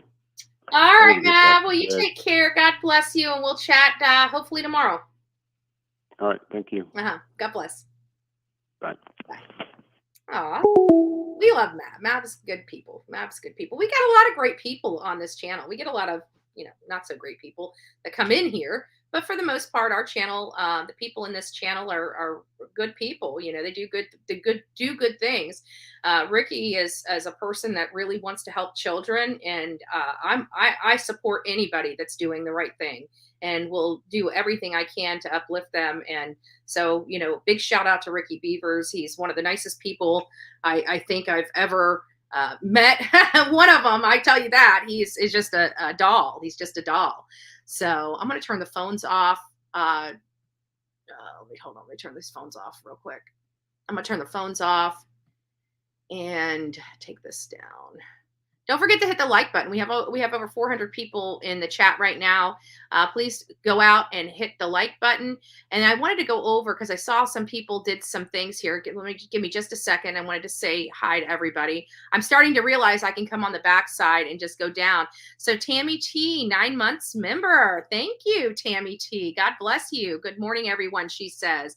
Jennifer L with the $1.99 super chat that says, my pee isn't normal. I need more water. Joy sent Bullhorn Betty a super chat or super sticker with coffee saying, hey, you need some coffee. I love it. Jennifer L. Super chat. Thanks for making me feel better. Okie Crime News super chat. It's going to be your day. And Steffers, my favorite coffee bean. Says, good morning, BHB. And the reason why she is my favorite coffee bean is because she's the one that coined the term coffee beans. So she always came in here and said, hey, good morning, my coffee beans. Okay, what else do we have here? Do you think the police not responding to the former peer calling beforehand, and they only came out around 3:30. She did call right away in the morning. I'm not sure who you're speaking to. Let me go through some of these chat stuff here real quick. Let me see, make sure I didn't miss anything. We are lucky enough to have police presence at all of our schools in my area. I'm not sure. We have resource officers stationed at all our schools here in Manatee County as well, but it's very limited in nature. You only have like one on campus, and when something like the shootings, that one officer has no chance. So they have to have people come in. But this is where I think we need to discreetly be arming our teachers in these schools. I believe that is going to be the best protocol, because literally, it takes minutes for law enforcement, and not just in the schools. I mean, your home, anytime a crime is committed upon you, whether it's at home, in a car, at a store, at a school, it takes minutes for law enforcement to get there, and things happen in split seconds.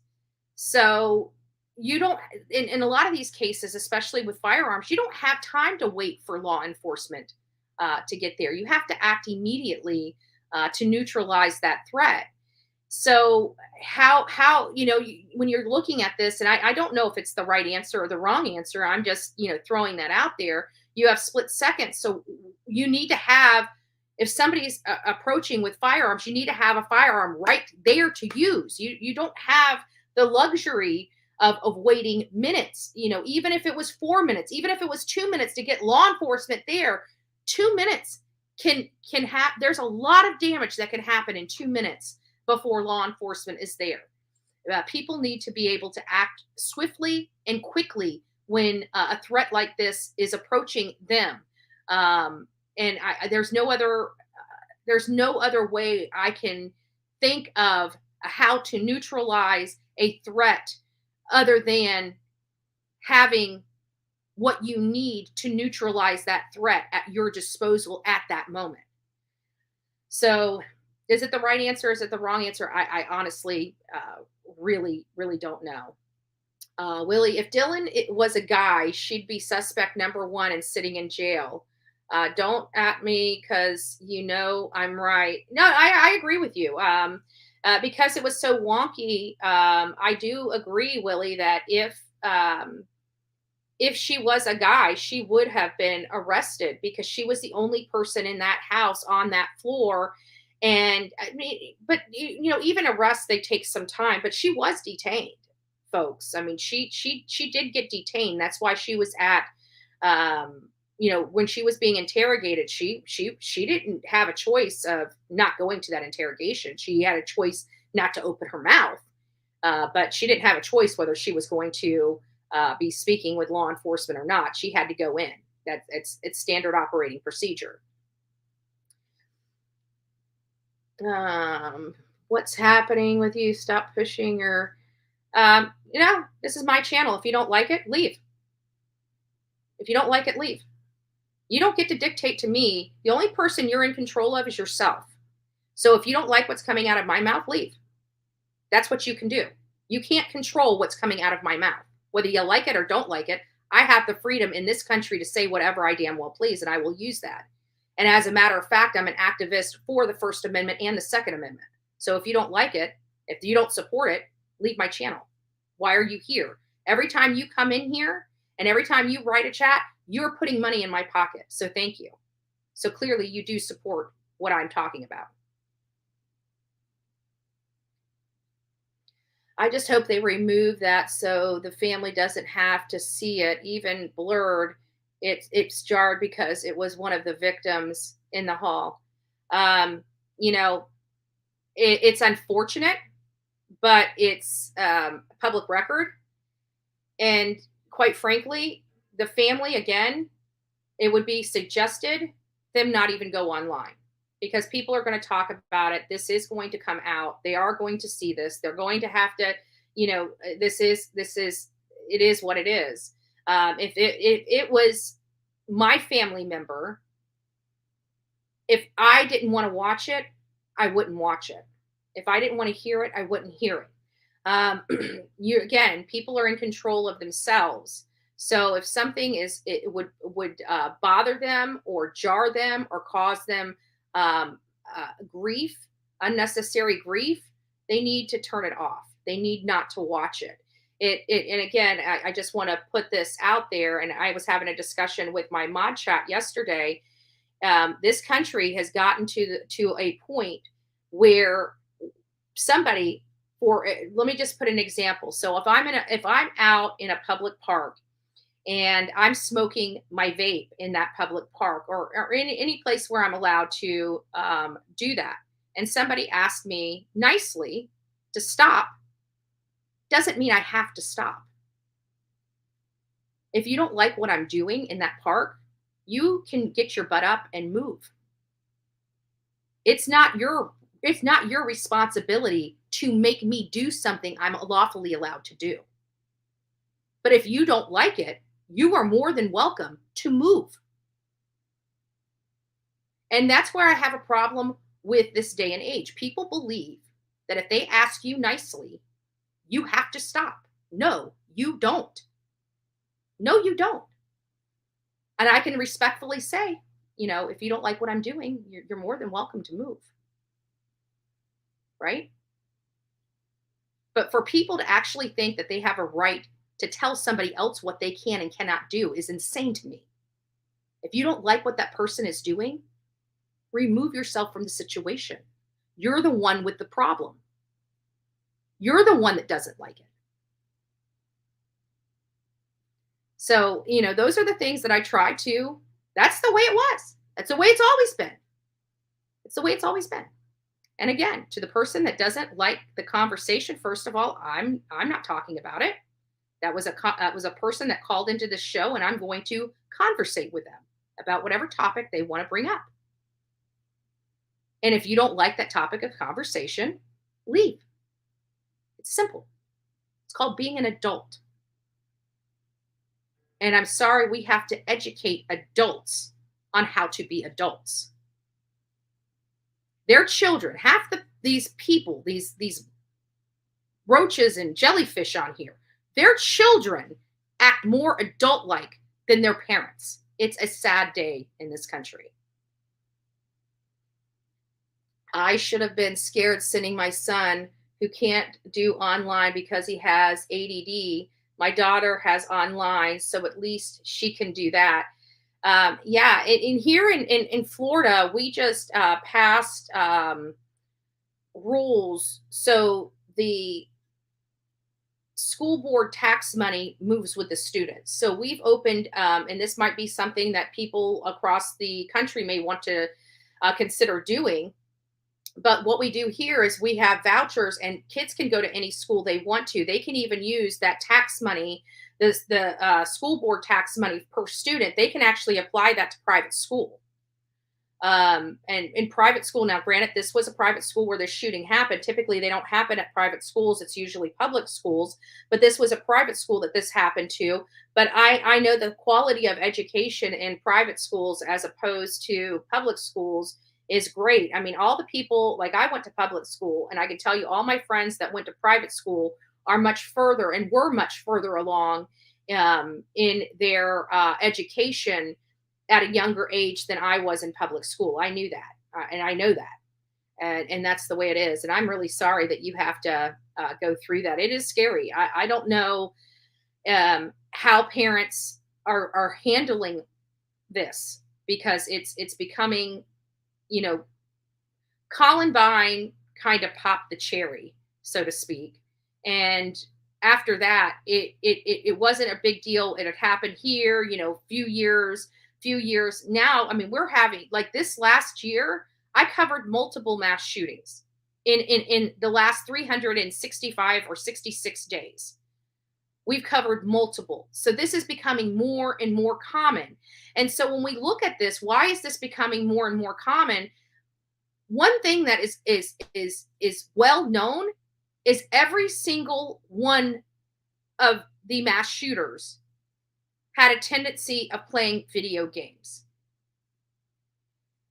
A lot of our video games are very violent. People aren't realizing when they sit there and play games for 6 to 8 hours every single day, they are essentially brainwashing themselves with this violence every day for hours and hours and hours. Violent games, shooting people up, robbing purses from grandma, running people over with cars. And they're doing this hours and hours and hours. What do they do when they take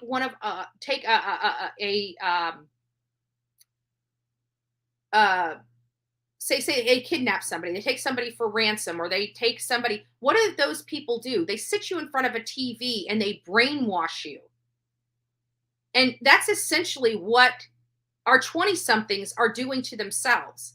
And I truly believe a lot of this has a lot to do with these video games that people are sitting and watching literally hours upon hours, day in and day out, binging on these video games. It's almost an addiction to some of these people, where they literally can't go one day without playing. And people don't realize it, but it is true, and it's happening all over this country. I remember when I was a kid and they were putting like E for everyone and everything on video games. Like, we had Tetris, like we had, you know, the old school stuff. And I remember as a kid, I was upset when they were trying to limit what types of games they could. As a kid, I didn't understand it. As an adult, I understand it now. I understand why that was important, even though they moved away from that and now they have all these things. I really don't think somebody should be able to learn how to fly a plane on a video game. We watched somebody steal an airliner. Remember that? I think it was like a decade ago. Somebody stole an airliner and was flying it. And come to find out, they learned how to fly literally an aircraft. And you're not talking about a small 2-plane Cessna. You're talking about one of those huge Airbuses that like Spirit and American Airlines have. This guy stole a flipping plane because he learned how to fly a plane on a video game. Many of these people are learning how to shoot people on a video game. I'm sorry. The video games are just are entirely too violent. They have got to start limiting some of that violent video game stuff out. They have to. It's toxic. It is absolutely toxic. Pat Gaines, good morning, Betty. Good morning to you, love. Good morning. Good morning. Yeah, and we're doing it to ourselves, and we're not realizing it. I don't think people, like normal people, don't wake up and say, hey, I want to play a video game to brainwash myself. I don't think it's intended like that. I don't think people go out and intend, but when your children are in front of those video games for just ridiculous amount of hours, it's not good. It's not good for their eyes. It's not good for their brain. It's not good for their body. And it's not good for the mentally. It's just not good. Wonder Warden, I think there should be a gun owner database. Some states have them, to be honest with you. We are not required to register our guns here in the state of Florida. What do you think the police not responding to the form? Oh, I think I already read that one, May. Hellcat, good morning, love. I just saw you. Nice to see you. Shot it and sent her dad. I actually screenshotted and sent her dad. I must be walking into the middle of the conversation. She did say she called and was on hold for 8 minutes. Who called and was on hold for 8 minutes? What is this?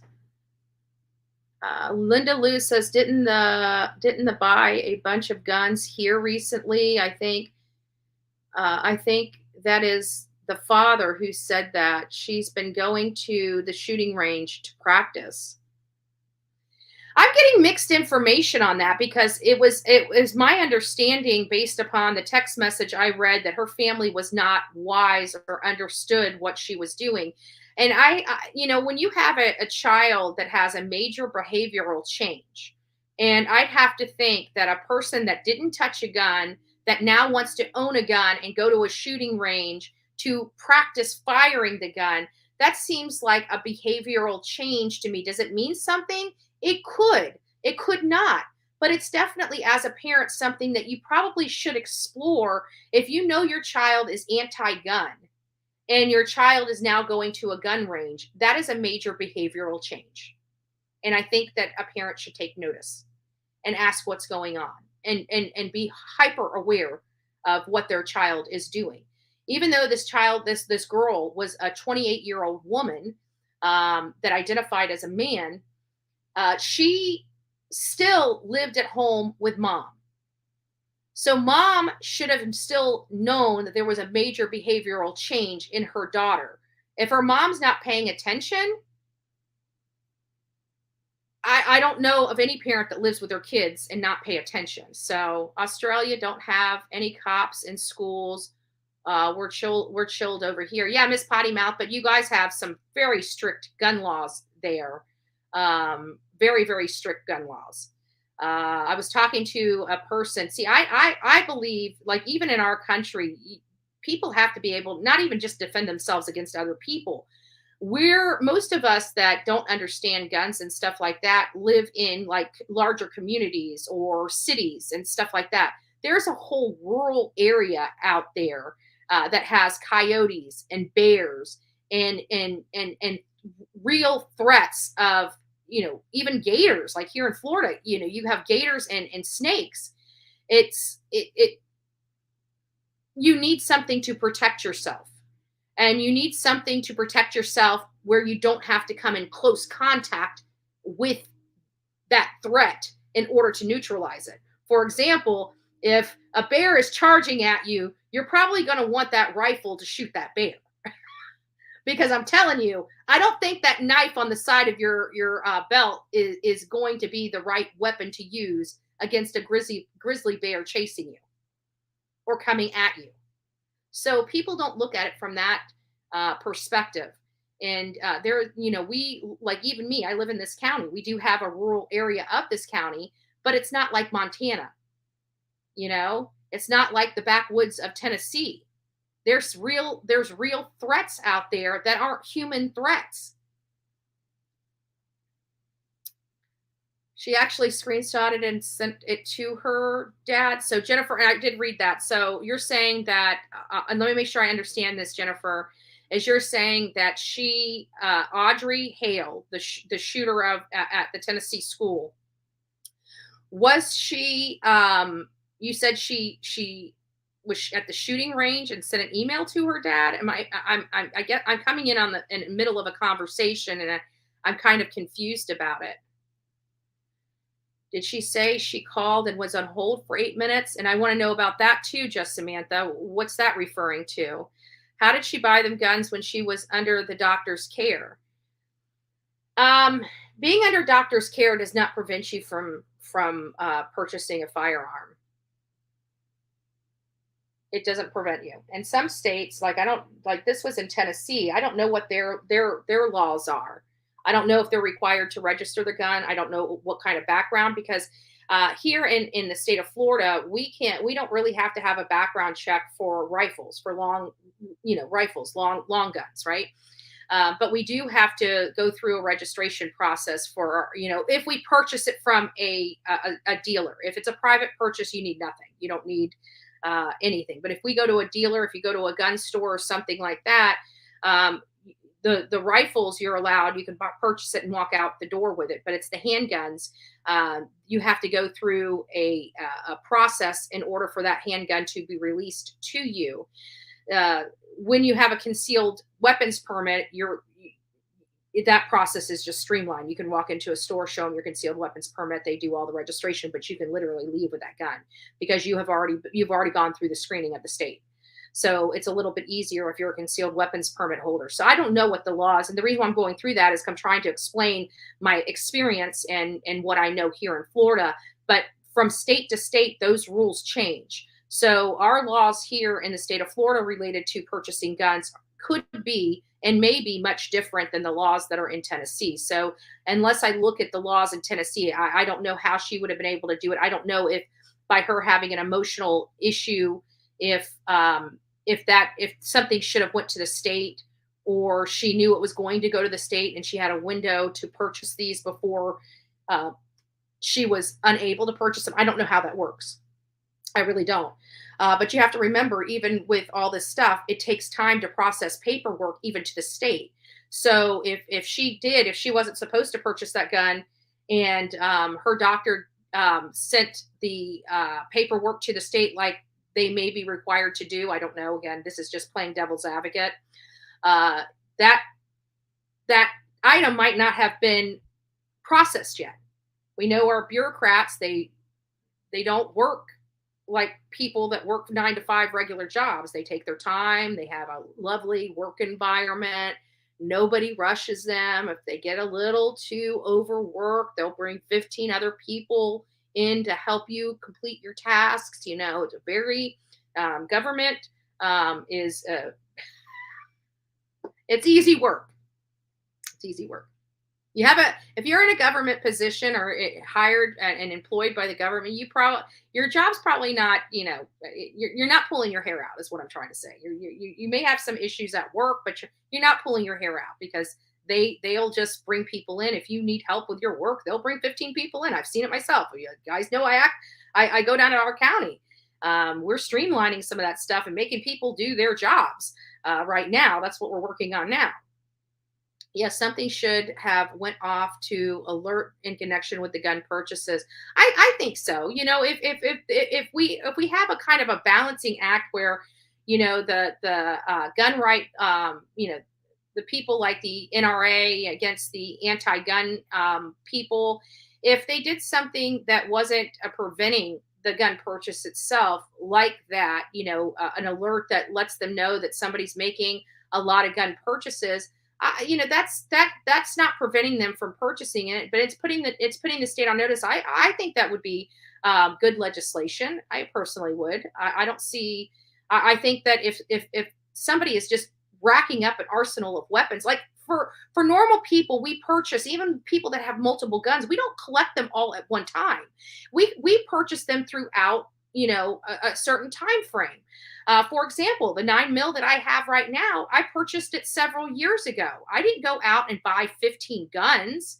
I purchased the one I need. I want a shotgun in this house, and I want a rifle in this house. So those purchases will come later, but I didn't purchase them all together or all at the same time. And I think that most people don't. Even all those guns that Alex Murdaugh had in his gun room, those weren't all purchased at the same time. Those were probably passed. Some of those were probably passed down to him. Some of those were probably purchased. He might have bought one at a trade show or a gun show. He may have went and somebody may have been hard up for money and said, "Hey, I got this gun. What would you be willing to give me?" None of those guns were all purchased at the same time. They were acquired over time. So I think that could be.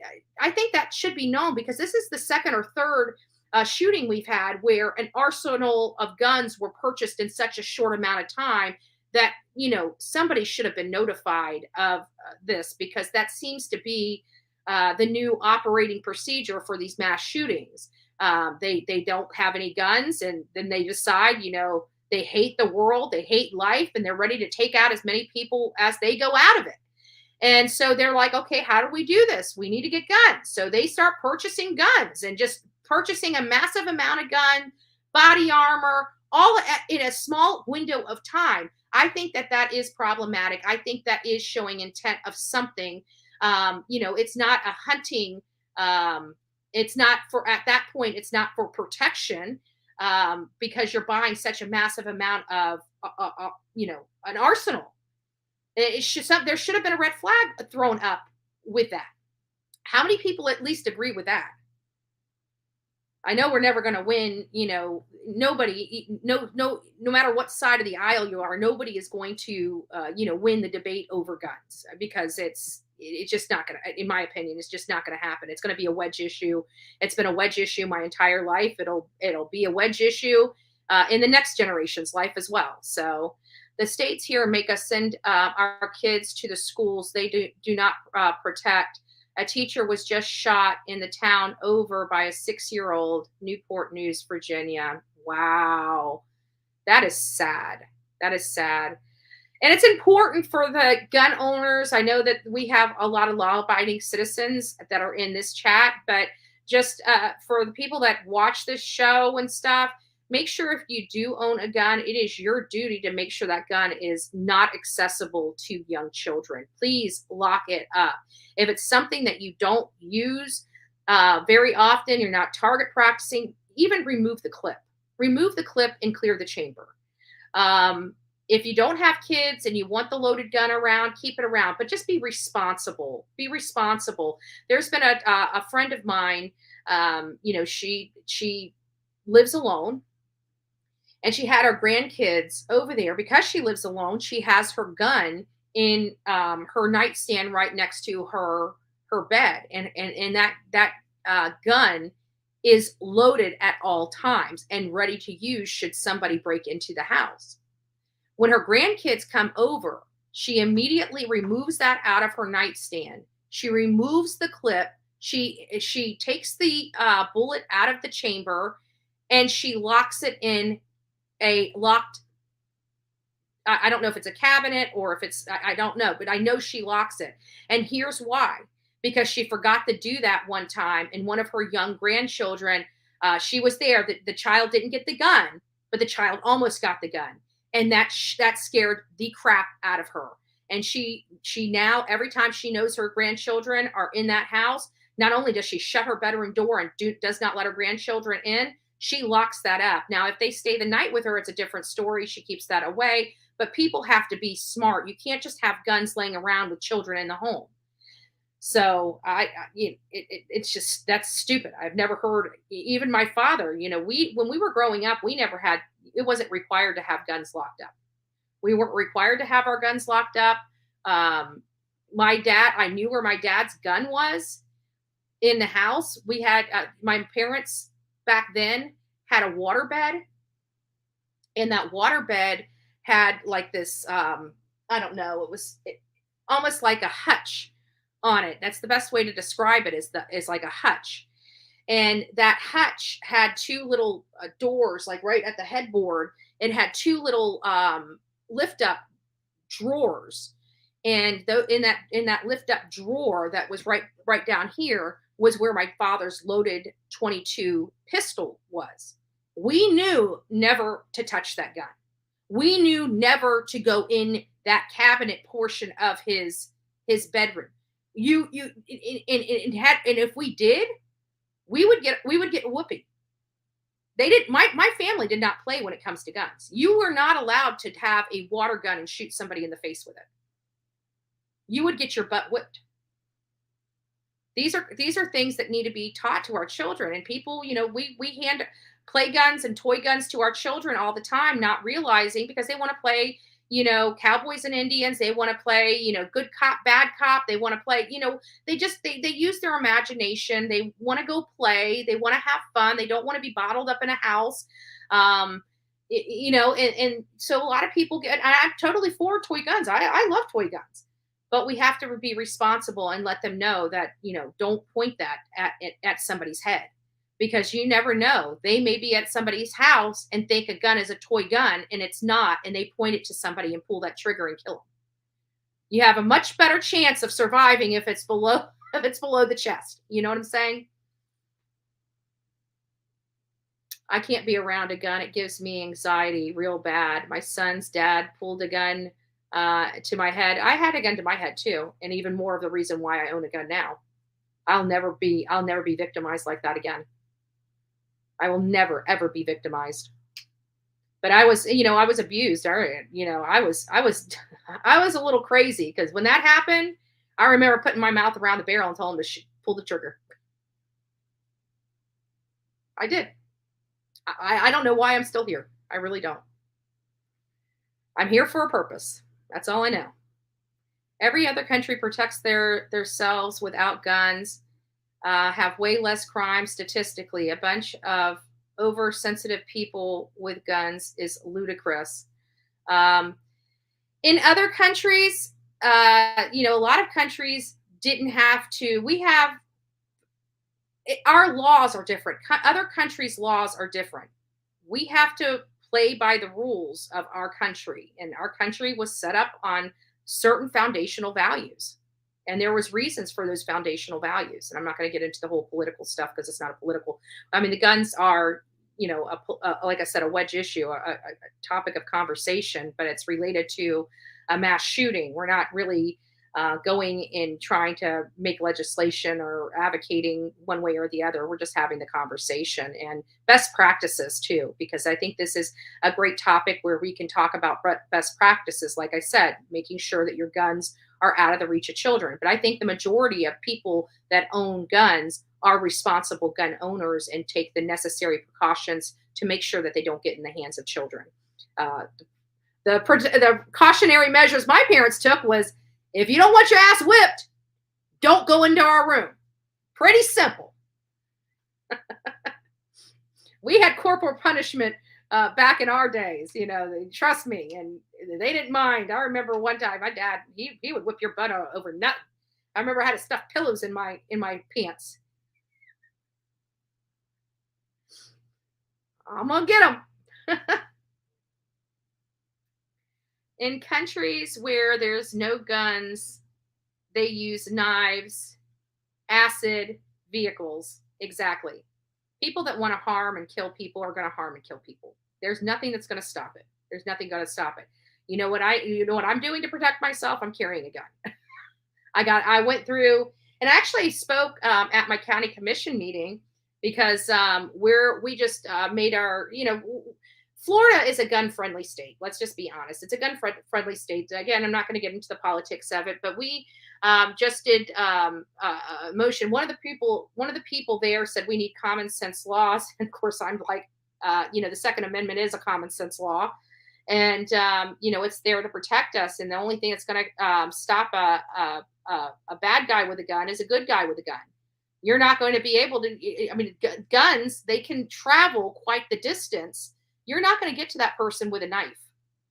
You're not going to be like even this lady that was the mass shooter in this Tennessee school was on the second floor. You can't even run her over with a car on the second floor. How does people expect for threats like this to be neutralized? And if you honestly think that, but anyways, getting back to what I said, what did I say? I said, these laws are only for law-abiding citizens. Okay, let's just be honest. The gun laws, all this is for law-abiding citizens. What does that mean? That means that a law-abiding citizen like myself makes the application to get that concealed weapons permit, where the criminal just goes to the corner and buys his gun off the corner, the corner, right? By definition, criminals are criminals because they don't follow the laws. So it doesn't matter what laws we put into place for this. A criminal, by definition, breaks the law. These common sense laws that they're passing are only for law-abiding citizens. The people that are doing these crimes are not law-abiding citizens. They're criminals. They break the law. It's a big circle. We could literally go through this all day. Such things didn't happen until mental illness started being made normalized. Yeah. And we also went into a deeper conversation into that, saying, hey, you know what? This country is over-prescribing prescriptions to people. And those prescriptions have to be doing something to the brain. They're chemicals. Why do they say don't use narcotics, street drugs? Because it screws with your brain. Because it's a chemical. What do you think these pharmaceutical companies are giving you? Chemicals. When you have surgery, you're required to take a medication. I talked about my ex-husband's stepfather. They gave him all this medication so he didn't have a brain aneurysm, but the medication fried his liver and his kidneys, and he died. He didn't die of a brain aneurysm. He died of organ failure. Way to go. I mean, we could literally, hey, Turkey Man. If you guys don't know, T-Carp and T-Man, they have a channel on YouTube. Go over there and sub them up. I'm hoping that they build their channel. Great guy. Been a supporter of the Bullhorn Betty channel for quite some time. God bless you. It's nice to see you. What do I say? There needs to be something that has to happen. Mental illness is a joke here. 2 kids from Jacqueline Heiss, Jackson says, so Alabama mom, I think there was a typo there, so I'm just going to read it. What you get? So 2 kids from Jackson Olin High School here in Alabama was gunned down last night. I was just reading about it. So heartbreaking. Oh, yes. And then there's also another one out of Georgia that I saw that Brett Buffington, because I was over there trying to look for that thing yesterday when I was doing my research, and Brett Buffington is running with another case. And a guy is in the hospital, a boy is in the hospital, and he was hazed. And we don't hear a lot of these hazings, but this one was, and not one of those kids are yet in jail at this time. So I'm probably going to do a video on that later. Well, what time is it? I don't know if I'll have time to do it today. Maybe we'll talk about it on the live tomorrow. We'll see. But God bless each and every one of you. I'm going to go ahead and get on out of here. I hope you guys have a great day. Great topic of kind of conversation. And there's no right or wrong answers. You're not going to get beat up here if you don't like guns. If for some reason they, like the gal said, she had it gives her a PTSD in a sense because of an experience she had, and a lot of life is, and even the stuff I talk about here and have knowledge of, it's from experiences that I had. So I guess the nuts and bolts of this conversation is just be smart. Especially if you are a gun owner, understand that there are people around you that gun can affect. I remember when my mom can tell you this, and I'll maybe bring her up tomorrow just to tell you guys this story. Because I was a smart kid, because we were raised around guns. My mom, not so much. Yeah, she knew how to shoot a gun. She was out in Mayaca City. She had to take care of that. I'm not discrediting her on that, but she brought a gun. When she was divorcing my father, my sister was in the house, and somebody broke in the back door, and my sister was walking out to the kitchen, and this guy ended up grabbing my mom's purse and running out the sliding glass door and over the fence. My sister screamed a blood-curdling scream. My mom was walking. She was just dating my stepfather at this time. They were just walking, getting some fresh air, getting away from the kids, just taking a walk around the block to have a private conversation or whatnot, what parents do when they don't want the children hearing. And she heard my sister's blood-curdling scream, and they just start running back, just running back. She didn't know what was going on, but she knew her daughter screamed.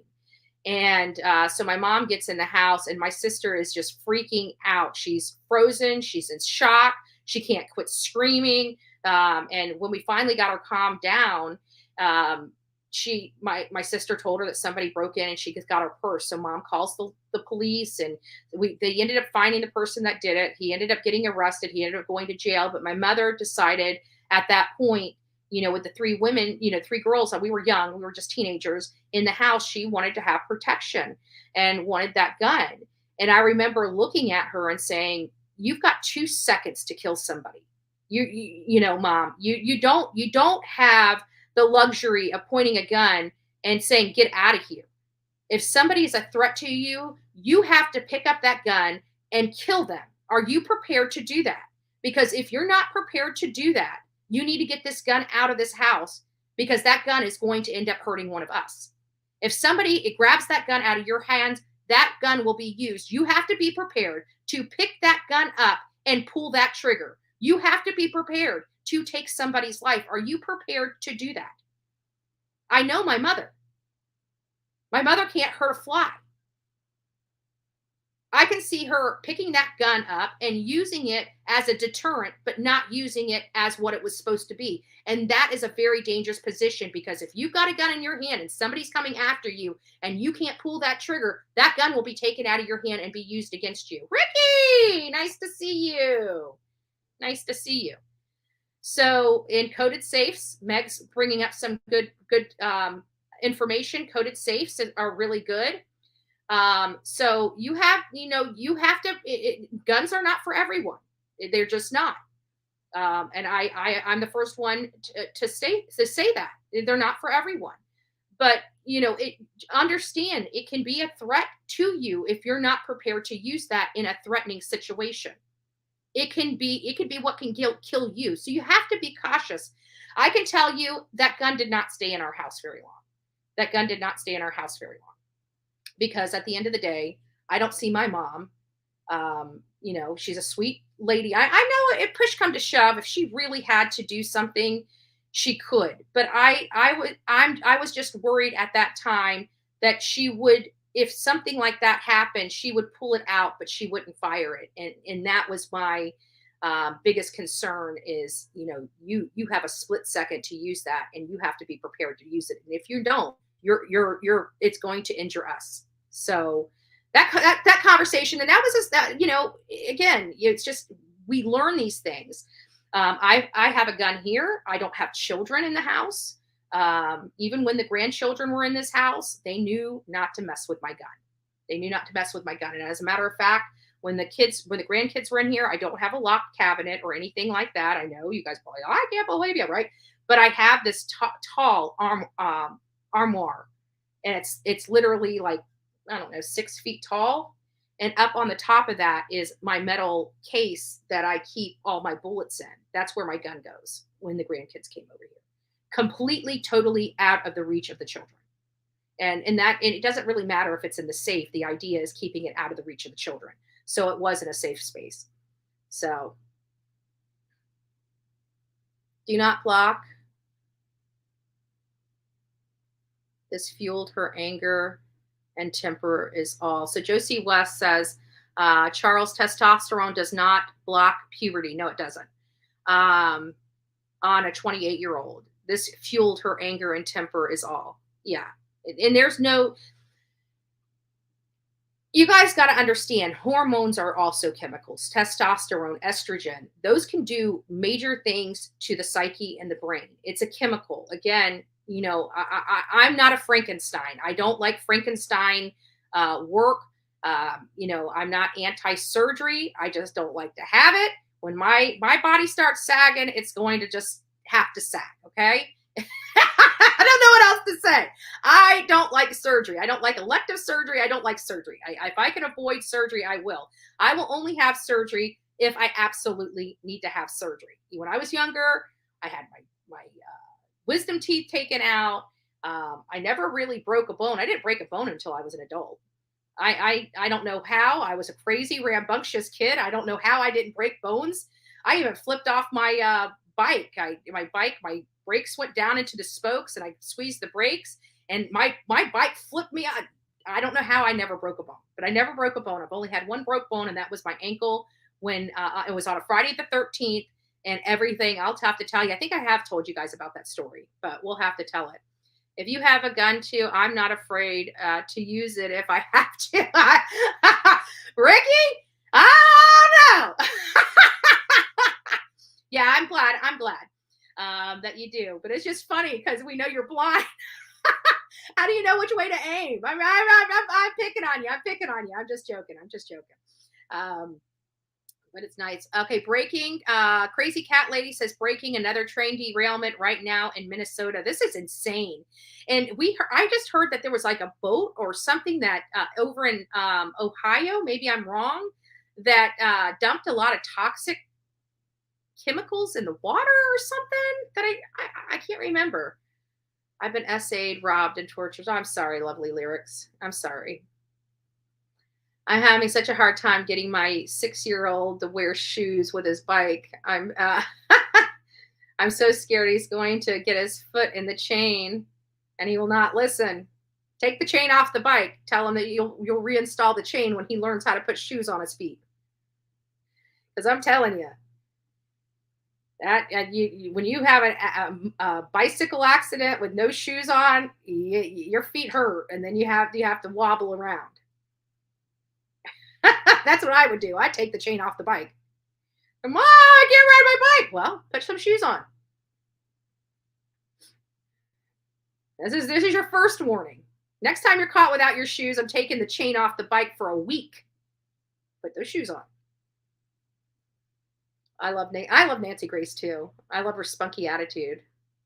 In Kentucky, barge on Ohio River. Yep, the barge. That's what. Yep. Now it's ringing a bell. Yeah, and that's why I thought Ohio River. That's why. Smart idea. I'm telling you, I had grandkids. I don't like crying. I don't like fussing with them. If they don't want to listen, fine. You want to do it your way? You do it your way, but I'll do it my way too.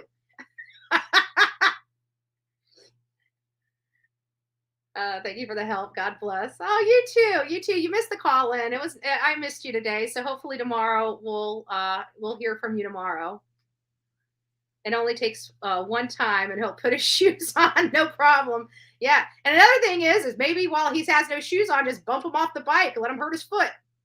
Say, hey, should have wore shoes. A vegan with a leather sheath and a leather knife handle. Yeah, I know. But you're talking about, people that are vegan by definition don't want to harm. I mean, the reason why most of them are vegan because it's not a health thing. I mean, our teeth alone tell us we're omnivores, right? Cows have flat teeth. Gators have sharp teeth. We have sharp and flat teeth. That tells us we are supposed to eat both meat and plants. So just by the design of our teeth, that's what our teeth tell us. So vegan is not it's not for health reasons. Being a vegan is a personal reason because you feel it, at least in my experience for the people that I know that are vegan, they don't like knowing they're hurting an animal. It has something to do with hurting another living creature. So with Brian Koberger being a vegan, it sounds to me like he didn't want to hurt animals. By definition, we're all, a dog is a mammal, a human being is a mammal, okay? Our species is mammal, right? So by definition, we are all pretty much an animal. Some are higher up on the food chain than others. So if by definition you don't want to injure or hurt an animal, why are you killing for human beings. That's how I argue that. Like I even went back to elementary. So I am smarter than a 5th grader. I said mammal.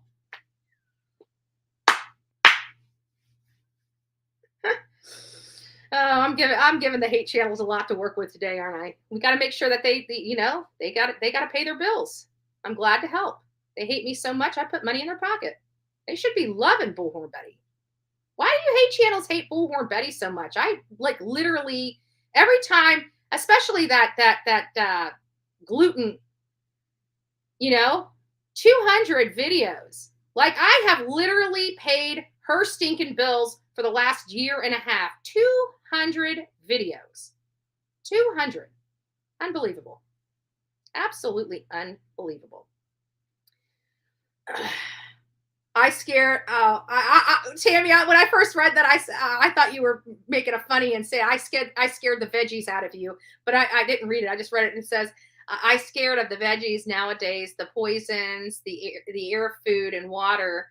Yeah, but you know what? That's why I think those farmers markets are so nice to have, because the farmers markets, at least it's grown. We just had the gentleman that owns, I can't remember his name, Childs something. My mom would know it. I don't know if it's Ed Childs or what his name is. He owns the restaurants out on the island. He has 3 waterfront restaurants, Beaches, the Mar Vista, and the Sandbar. And he was actually talking Tuesday at the Board of County Commission meetings about some agricultural stuff. Because we try here in the state of Florida to do like farm to table stuff here to help keep our agricultural stuff alive in our county. And, our agriculture is suffering because many of them are selling their acreages to developers and retiring. Their family, their children aren't really wanting to farm. So they sent their children off to college to be doctors and lawyers. The children don't want to take over the family farm. It's the parents are aging and they can't handle farming anymore because of farming's hard work. It's a very hard job to do, very labor intensive job to do as well. So we're having a lot of that. So our agriculture here in Florida is really shrinking quite a bit. So the only way to keep the little bit of farmers that are here alive is these farmer markets. So don't, you guys have an opportunity. Sometimes you might pay a little bit more for your produce, but look at the economic impact it's having in your local community to go to a farmer's market to get your own food. And not only that, at least you know where it comes from, right? It scares me to death to know that I'm picking up something from, God knows, where does the mangoes come from? I mean, we have mango farms here, but most of those come from overseas. And, you're talking about shipping and that's why some non-native species have actually made it to the United States that aren't from here, is because of them shipping produce from these other countries that have these insects and bugs. But I'd like to know that when I'm picking up and biting into a tomato, that my tomato is coming out of the grounds of the state of Florida. And, and hopefully if I go to my local farmer's market, those are coming directly from my own community. I am literally supporting a farmer in my own community. And that's really important to me. That's really important to me because we need our agriculture. We don't want, trust me, guys, you do not want to buy all of our fruits and vegetables overseas. We just don't. So, help out your local farmers. Help out your local farmers. Go to your, your shops on the side of the road. I don't know what kind of fruits and vegetables from each of your states. I know Georgia, peaches, but go to your farmer's market. If you don't have one, start, get involved in your city or community and start having, like we have, I think it's every other Saturday downtown Bradenton. We close off streets, our main street, which is the old courthouse road.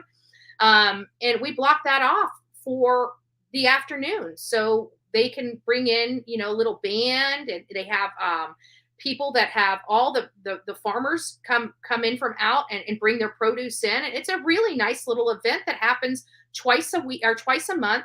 And everybody loves it. Everybody loves it. And we're supporting local people in our community.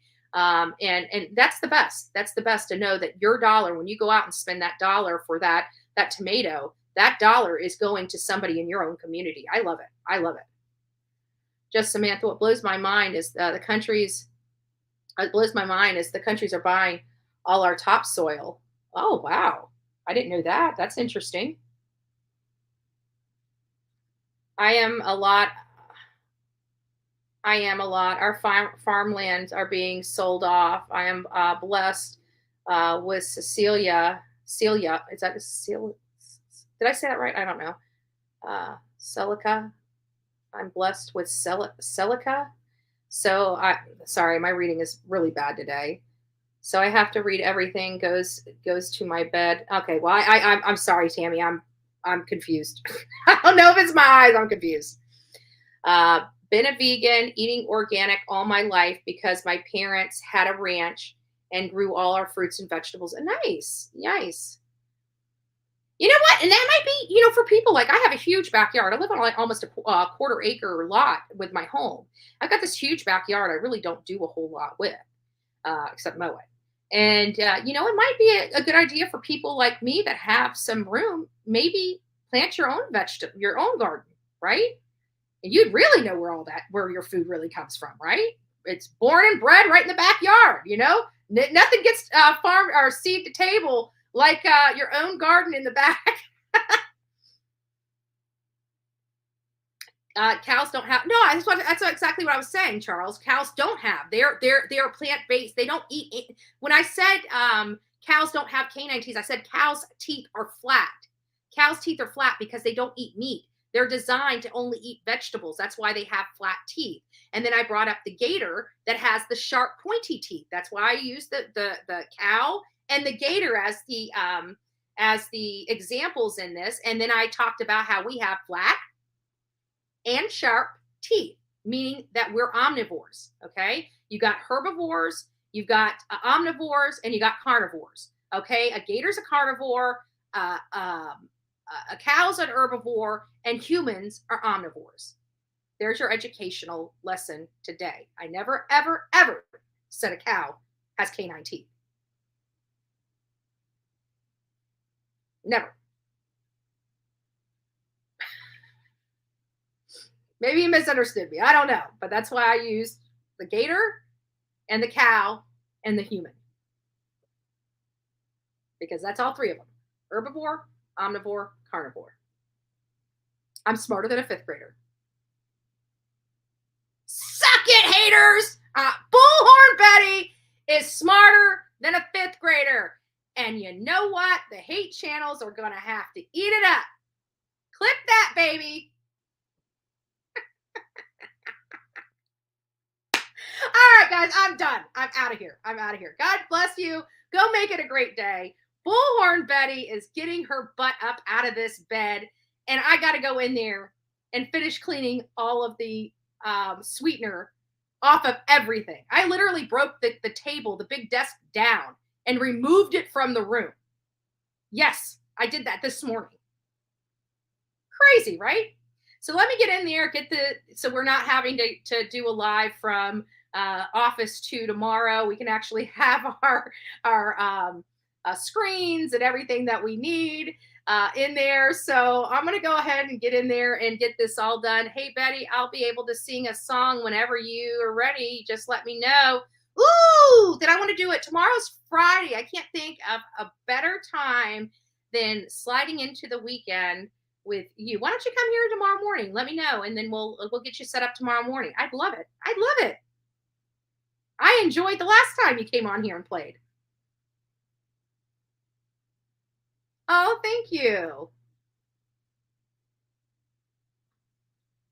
Well, thank you. Well, you guys have a great day. Don't forget to be fearless.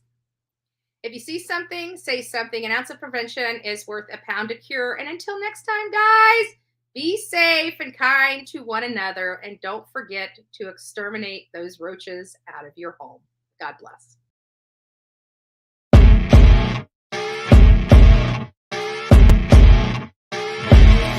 As you wake up in the morning, you want to find the latest, greatest information about criminal cases and have an intuitive conversation about the suspects associated with these cases. head over to the Bullhorn Betty channel on YouTube.